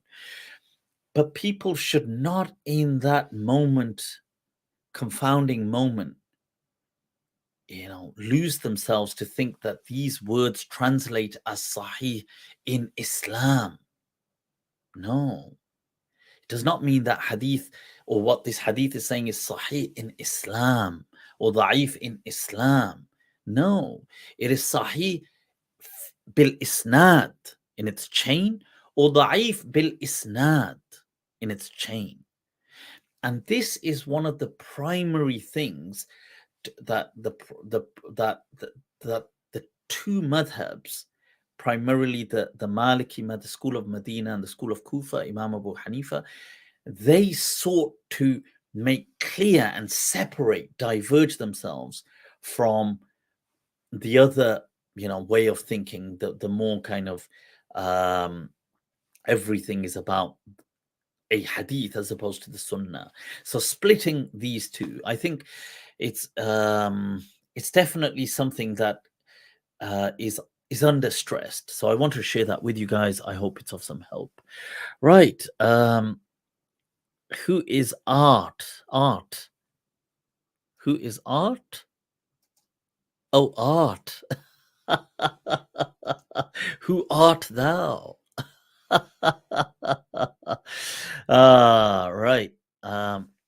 Right, guys, what I'll do is I'll share the link. Shukran. Mirza Saab is saying that was interesting. Well, I appreciate that. यार हम interesting ही बातें करते हैं. Or I try to. Sometimes I do wonder what on earth am I going on about, and does anybody actually understand anything I'm saying? Do I need subtitles for Mufti's heavy British accent? Toba, toba. I hope not. So, right. So I've shared the link. Right. So I'll check my settings for the audio. No. Right. So the earphones are not connected. Let's see. Un momentico. Okay, they are now. Right. So talk very informative. Shukran. Can you please what? Did I miss a? Oh, I missed a super chat. Nora, shukran from Florida. May Allah keep you safe. I've heard that there's some, is it a hurricane again or something? There's, damn, ya salam, ya salam. Anytime I have a question on Islam, I search on YouTube. More often than not, I end up being pointed towards one of your older videos, Mufti. Lol.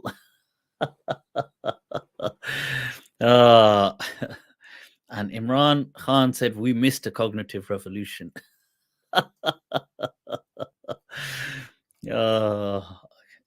He's shukran Ayub al-Maliki. All right, how you doing? Much appreciated. Likewise.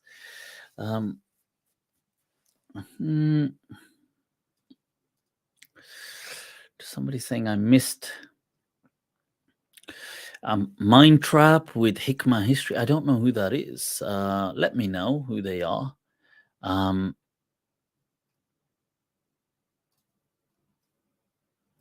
Did I miss another super chat? Right, okay. Right, okay. So let's move on. We've got a few. I can't see any other questions. If I've missed them, try to catch up on another time. We've got, who do we have here? We've got Farid Kayani. Farid Kayani. Assalamu alaikum. Assalamu alaikum, Mufti. How are you? I'm good. Where are you joining us from, Farid? Just not too far from you. I'm from Birmingham. From Birmingham? Yes, salam. Allah, go on, represent Birmingham, yeah. How are you? I'm good, thank you. I'm all good. It's getting quite late. I was just watching your This live is what stream. I was thinking of wrapping this up. What do you do? Do you go uni? Do you study? Or you just praying tahajjud in this hour? I wish. I wish. We should have husna dhan with people. See, Farid got up to pray tahajjud, and he accidentally had left YouTube on, and he goes, "Oh yeah, oh look, live stream." Oh, live stream is that? But no. So I'm a dental student. Wow. Okay. But I study in Portsmouth, so I've just come to visit my family for a bit. But I do miss Birmingham a lot. So when I go away, I miss Birmingham so much. But honestly, I've been meaning to speak to you for a while. I've watched quite a lot of your videos for many years. Because I took on Maliki fiqh. Allah bless you. Oh, have you? I took on the path of Maliki fiqh about 3-4 years ago. And like, okay. I wouldn't say because of university and because of other things, I haven't been able to really dial into it. But I do know after uni, I do really want to master Arabic and go into Maliki fiqh. But at the moment, I just read simple books like Al-Murshid Al-Mu'in and just got my basics of faith. And I used to attend some lessons in Ward End with Muhammad Siddiq Bal. Siddiq Bal's a legend, yeah. Honestly, Yeah. Sheikh Siddiq He's been Bal, doing it for he's a legend. He's been doing it for ages, hasn't he? The Maliki. Honestly, he is so underappreciated. I think people just ain't aware of him because he doesn't, Sheikh Siddiq Bal, he doesn't he's not one of those that has been interested in the public spotlight, and therefore he's kept himself to himself. And he's been consecutively teaching since I was a teenager. I mean, he taught me in my early years, and now he's still teaching. When I spoke to him on WhatsApp. It's been a few weeks ago. He was in Pakistan. I think he just got back actually a couple of weeks ago. But he'd messaged me, and we were just talking. And he's still, he's still teaching now. So he goes all the way, and may Allah bless him with a very long, healthy life.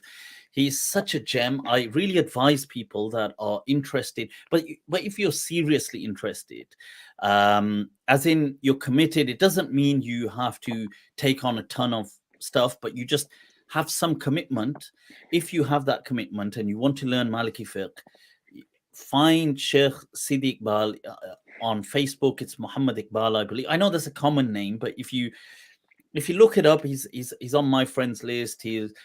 I'm sure you'll find him. I've got a mind trap with him. So if those of you that can't find him, you can find my mind trap, and I've got a description for him, and you can find him. He's and he's always been teaching, and he does it just fi sabilillah.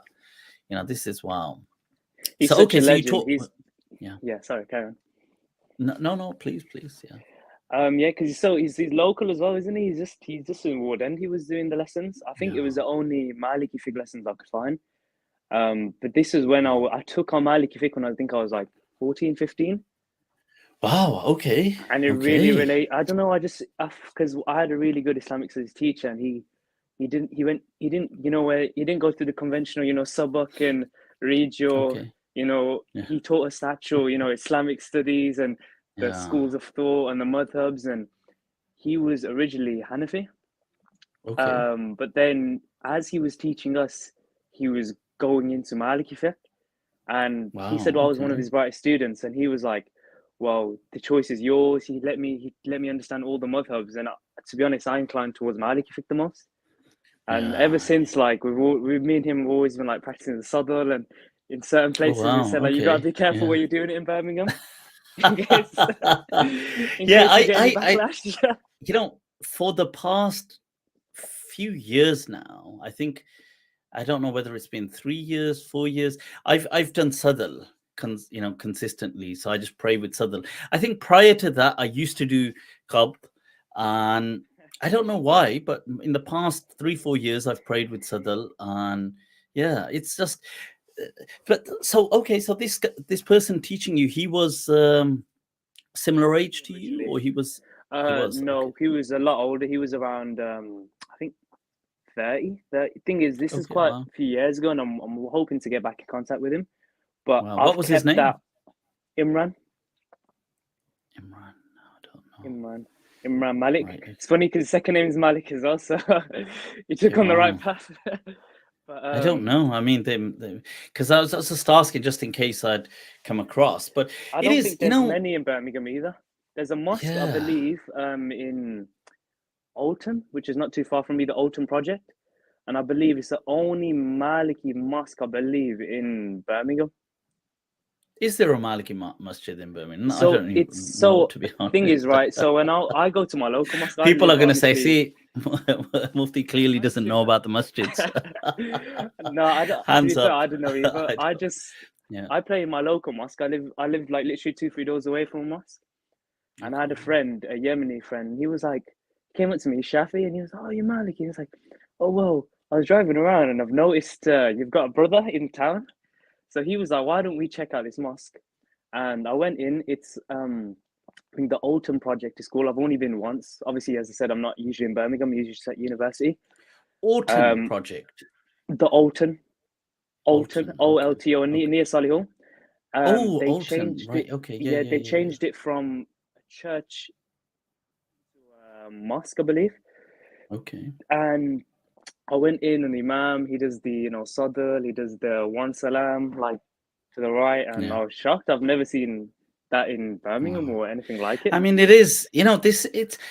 It's the kind of beautiful diversity of Islam, isn't it? Honestly, and I feel this is, look, all madhabs. This is just in case people are, confused, or in case if they're watching this They're and they tr- think, they're thinking look, we're making it a however, sect or something when it's yeah, no, any yeah. person that, the whole thing in Islam, whatever is easy and comfortable for you, and it gels with you, it's fine. None of the madhabs are wrong in the sense as in to follow them. Nobody would say something like that, or they shouldn't anyway. And it's from the beautiful, colorful diversity of Islam. It's just that some of them, they, there's like the Hadith mentions that there are souls that before this life they knew each other, and they gel. The moment they connect, there's a chemistry and there's a harmony, and you find some madhabs just gel with you, that you have this Yeah. wow. And I definitely found that with the school of Medina, the Maliki madhab, just being something that really just gelled, that it had authenticity. I mean, they all have authenticity, but it had this deeply rooted authenticity in Medina, which made it exclusive. And then, but at the same time, it had this forward thinking of welfare, and you need to be for all times, and then it had diversity. Some people say no, you can't do this. Some people say yes, you can, and it's like all. Yeah. And I found it, that it's something.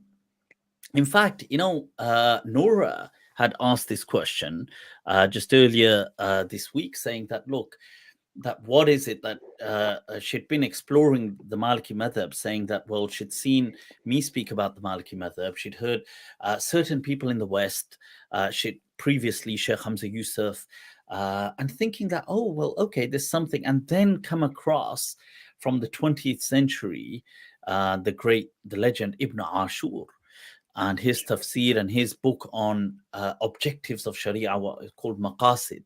So this whole culture of Maqasid is really a kind of Maliki drift. But this isn't I'm not saying to people you need to become Maliki, or you need to, no, don't feel that this No. is that. Although That's why I'm a big follower of content. to be That's why I'm no, a I'm big not follower of saying your that content, really. because you're one of the like main Maliki scholars on YouTube. That's why I'm a big follower of your content, and just in Allah general, like bless you. when I search something, I'll always put your name at the end of it, because I don't know, I just feel like there's so much Far. Geo connection with. yar. I've been Farid, following you for years. Allah bless you. See, this is it. Farid, I'm very this into your individual. psychedelic and experiences. I had a question for you. I know you spoke a lot about Okay. psychedelic and stuff like that. Yeah. I've had a few experiences myself, I'll be honest, but Yeah. I wanted to know. I came across an article. I wanted to know your opinions. I think I put it in the chat, but I don't think it got through. Is the uprise of hashish in Islam Okay. from like the 7th century to the 19th century. So I came across an article, and you can easily find it on Google if you type in hashish, 7th century Islam, and it was Okay, I'll about look out how for a it. lot of these Arabic poets were comparing. They called wine the red desire, and hashish the green desire. And then the Okay. early Muslims said that khamr was intoxication of only red wine. So some of the early Arabs, the Sufis, took hashish as a spiritual plant. And so at some Okay. points in Egypt, you could actually buy them within a mosque. Oh wow. But Okay, then I've never heard of this. Okay, wow. and I then it went up and that's down, and then over even in time, you can see in France, like now they have like posts and stuff where the French travelers went to Egypt and they came back and they were confused why these Egyptian Muslims preferred hashish over alcohol, despite it being, an intoxication. But then later scholars said that, but no, khumr meant intoxication in general. so something I just put it into Google. So something's come up that hashish in Islam, 9th to 18th century. That's it, yeah. Yeah, it seems to be like a whole Article is write up on it. quite a big Yeah. chunk. So okay, I will look into that, because I've not come across any of that in that sense. Obviously, I've come across the discussion, but not in this kind of detail. So okay, that will be Give it a quite read. interesting. It's quite My interesting, all of it. yeah,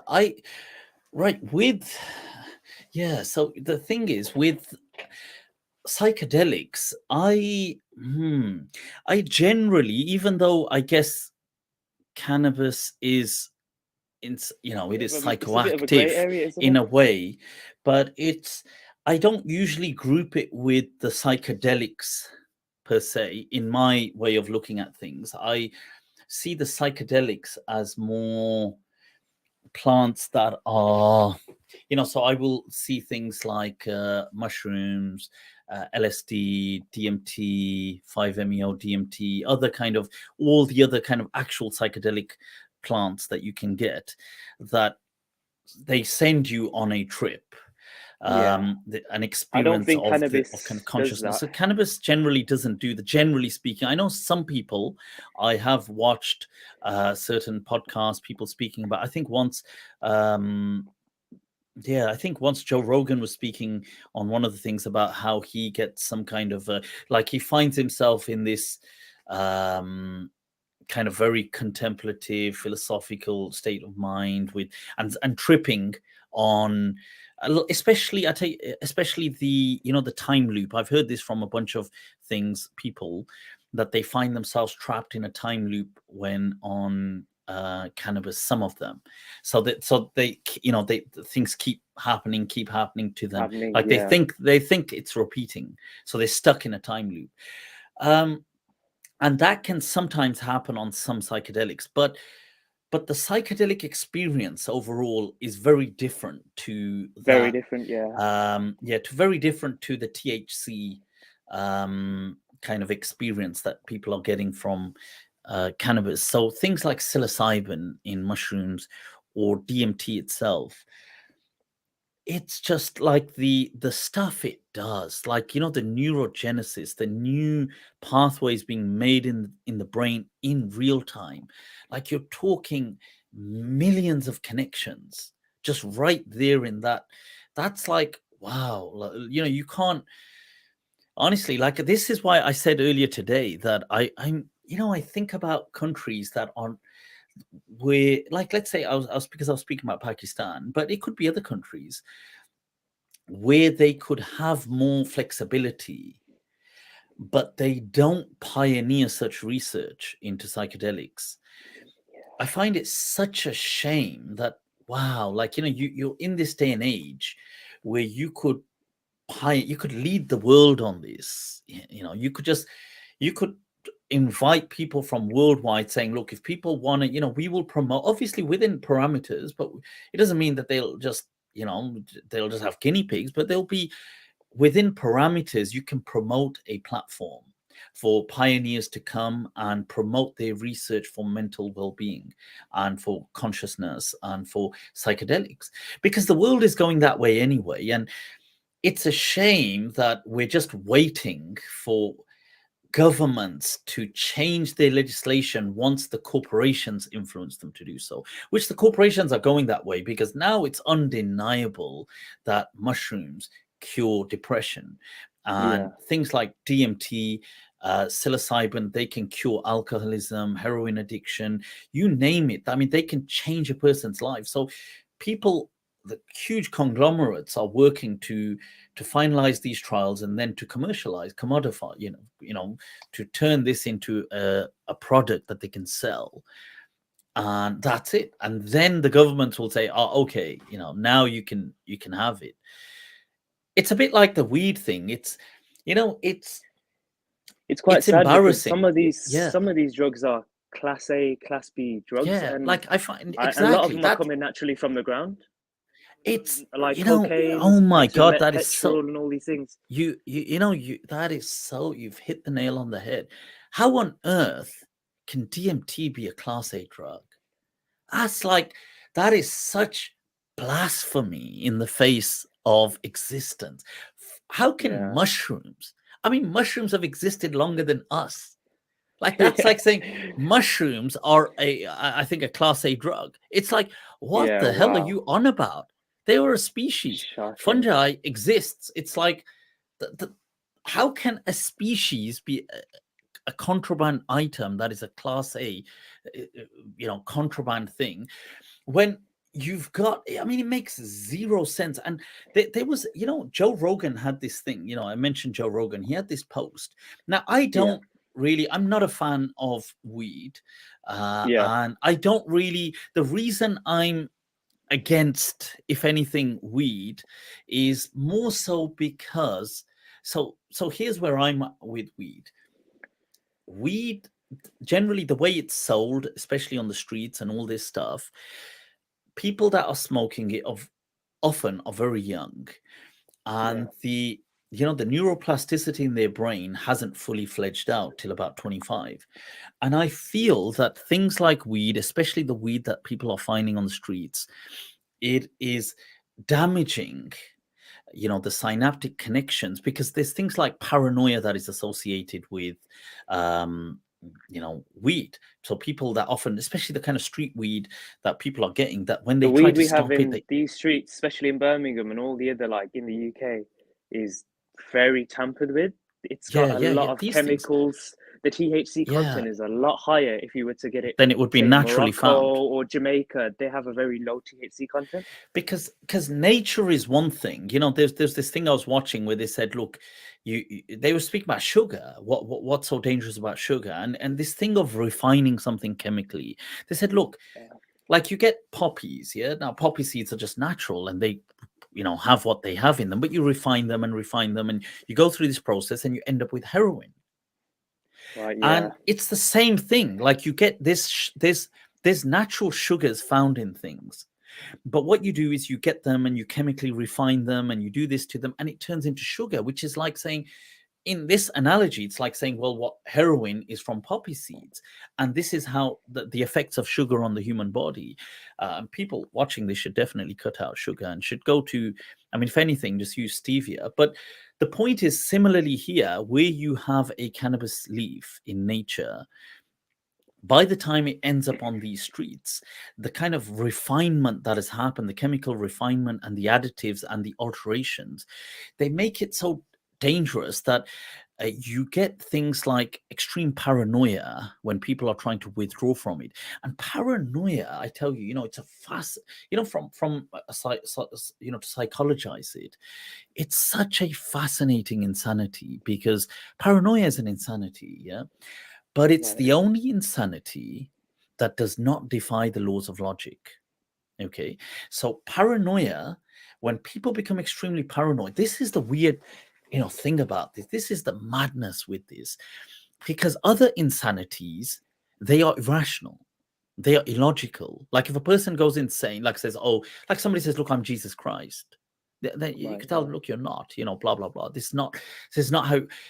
Paranoia does not defy the laws of logic. It's the only one where the laws of logic remain intact. So I say, you know what? I think these guys, they're going to poison me.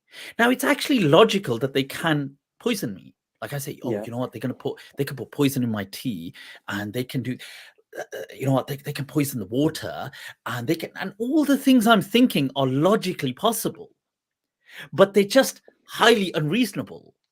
Yeah. So it's not illogical. So it becomes so difficult to talk the person out of it, because logic, it's not illogical. Like me saying, you know what, that person can buy poison and put it in this, and he can be waiting at these, they can tap into my phones, and they can, they can do all this. All of these things are actually possible. So yeah, so and we get a lot of young people, man, and I feel sometimes the depression is so much higher in younger people, and I think there's a connection with weed consumption, street weed and stuff. So this is why I'm against that. It's not so much to do with the Islamic side in and of itself. It's more the harm that it has caused to our young people, and it's ruining a generation and thereby becoming haram because of what it's doing, not the nature plant.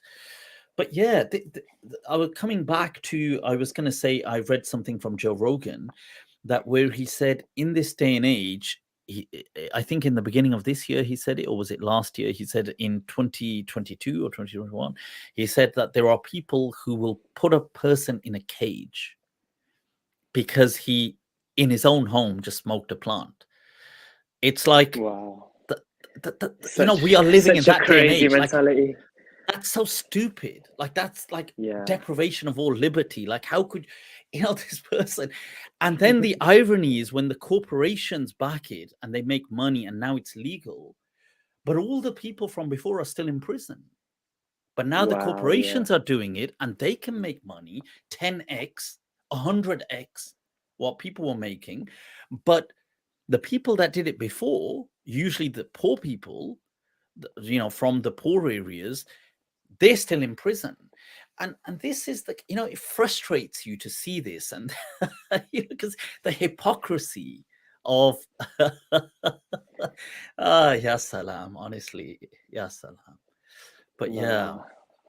It's almost a but denial of God, almost, because some of these things they're just natural, isn't it? They just come right in I natural feel nature. they connect, Especially they DMT. They connect. say DMT officially originally comes from every human and every living thing on earth has a small Or amounts of has they DMT in say them. we find, yeah, that we find tiny amounts within us, but not strong enough to cause the effect. Give But they're us a not sure trip. how it's generated, I and don't know if it's true, but they they say think when it's you dream or when you die, your DMT goes higher. And I know so some people that's people led them to believe that I've heard people say when that, they yeah. die, they go on like a trip or something, and then maybe that's whether a good trip Yeah. or a bad trip, depending on But how a yeah, person you've been. I've watched some presentations on it where they say it maybe, like, they found it in rats, I think, being produced in the liver or being produced in, and I think they feel in humans it might be like tiny amounts produced in the lungs. At first, they thought Um, the pituitary gland, yeah, which, sorry, not the pituitary, the pineal gland, and yeah. yeah, so they thought that, but they couldn't really see it, but they're not sure. But we have some traces in us, and the question is, where is it coming from? I And find that very interesting that when it's yeah, at a certain amount, we go on this journey. yeah, We've all got a small amount in us, but then as soon as we increase that gram or that dosage that's naturally in our body, we go on this profound journey. it's so, because look, the question is this. This is what I say, that Allah has created this world. He's created nature, and there would be some, if I can use the word, some cheat codes in Yeah, nature, just as there is medicine in nature as a cheat code to fix ailments.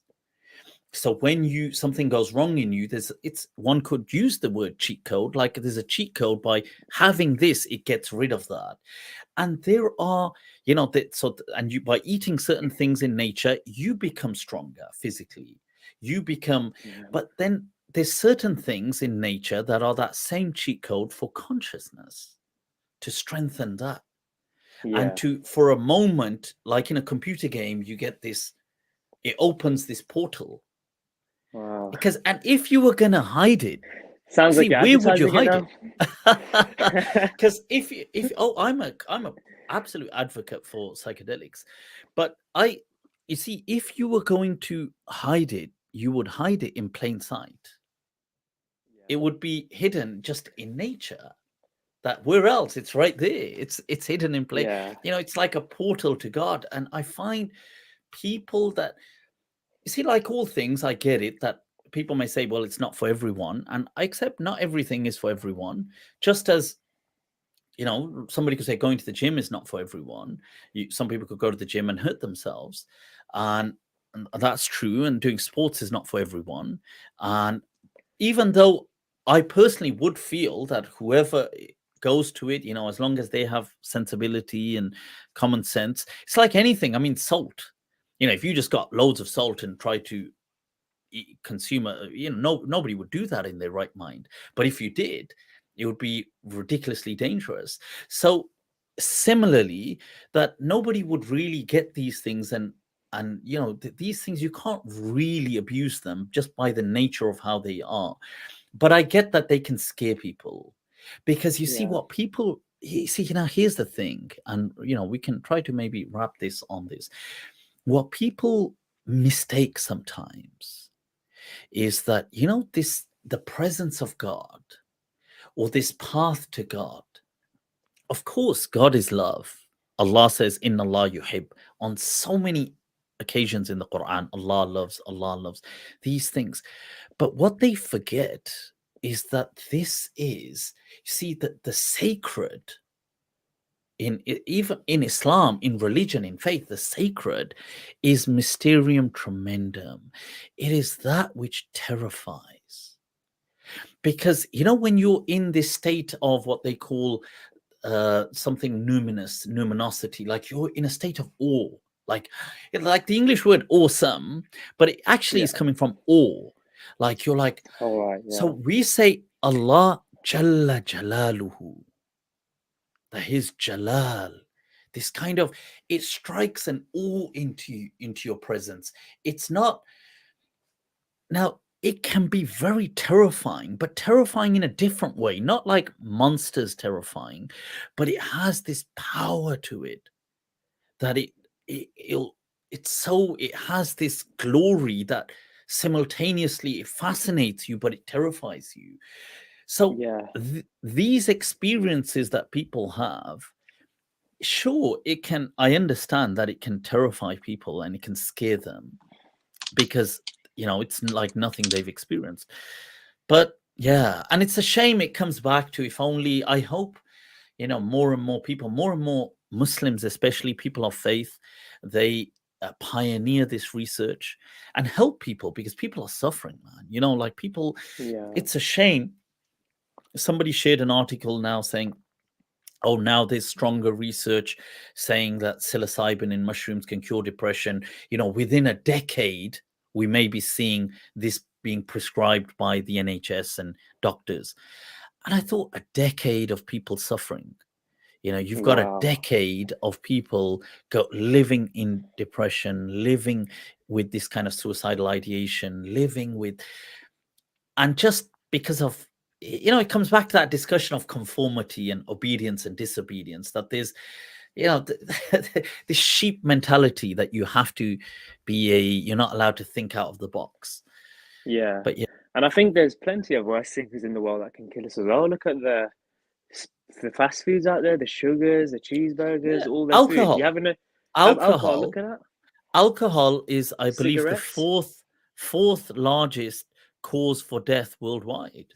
I mean, if you look at the WHO thing, and it results in, I think, up to 16 known cancers, and it has, there, like in the UK, there's a book by what's his name? Uh oh, bloody hell. But it's it's on the tip of my, he's a British neuroscientist, and Right. it's all about alcohol.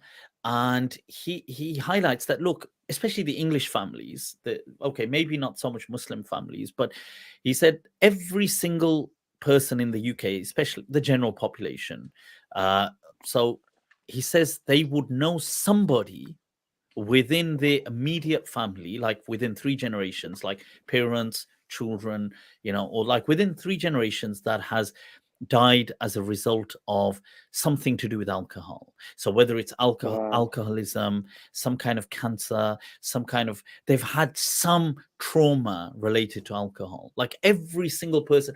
I mean, Muslims might be an exception to that particular statistic, but the general population of the UK. So yet, yeah, see, this is the hypocrisy. Like alcohol clearly causes, the amount of drunk driving, the amount of accidents, the amount of tragedies, alcohol poisoning, kind of cancers developing in the body, all of these things. Yet it's sold, like so advertised, even made healthy to sell, encouraged, Yeah. glamorized. It's not even, it's I think even glamorized. something you said as well about it doesn't intoxicate the brain. Psychedelics don't, the way alcohol intoxicates the No, brain. no, no, There's no it doesn't. No, intoxication no, after. no, no. It's not. It's not like that. And it's, uh, you see, what it does is, oh, there it is. It's by Professor David Nutt, David, no, okay. Nutt, and it's called "Drink?" The New Science of Alcohol and Your Health. And if anything, these things do a kashf. They remove, they unveil. Right, yeah. But right, yeah, Farid, it's been awesome talking to you, man. You know what? It's getting late. I know I know. it's late for you as well, but it's been I epic. know, I I've need really to get enjoyed some. this conversation, man. I've Nice really speaking to enjoyed it. you. Thank you so much for having me Likewise, on. man. Inshallah. Stay in touch. Take care of And we'll yourself. speak soon, man. Much love. Assalamu Inshallah. Assalamu alaikum. alaikum. All right. Wa alaikum assalam, people. That was Farid Kayani from the UK, Portsmouth and Birmingham. All right. And it's got late, people. So let's call this a wrap. It's coming to 2.5 hours. Um, um, all right. Somebody said also very YouTube for Andrew Huberman. Yeah, he's amazing. He a fascinating neuroscientist. I love listening to his lectures or his kind of presentations and podcast. All right. So a quick one. Okay, I actually had paranoia. Someone may impersonate me and stopped using real name. Okay, may Allah make things easy for you and cure you from this. You know, it's difficult. These ailments of the mind are the most difficult to but there's hope. You know, never there is the power of human will. Never underestimate that. I'm telling you. You know, there will always be a way where there is a will. That never lose that determination and that resolve. Right, guys, let's wrap this up. Um, much love to all of you for tuning in. I hope this has been of some help. And we'll catch up next week. Those of you that want to reach out, you're more than welcome um, to follow me on Instagram and message me. I do respond to the messages there. You're also more than welcome to reach out to me on patreon.com/MALM. There should be, let me check, right? There should be there you go. You can see at the bottom of the screen there. So feel free you can reach out to that there. There are different tiers. You can join my Discord server. It also has the opportunity I know a few of you, sometimes you want that, you know, and I get it, you know, it makes sense. That one-to-one kind of discussion, and it's not always easy catching it on my weekly show and stuff like that, and with my timings as well. So you're more than welcome to go there. You can book yourself in. And all my Patreons, much love to you. This coming Monday, guys, Monday night, we will be having our Patreon kind of live session. So catch you guys there. Much love. Allah bless you all. Keep you all smiling. Salaam Allahi alaikum. Wa khuda hafiz.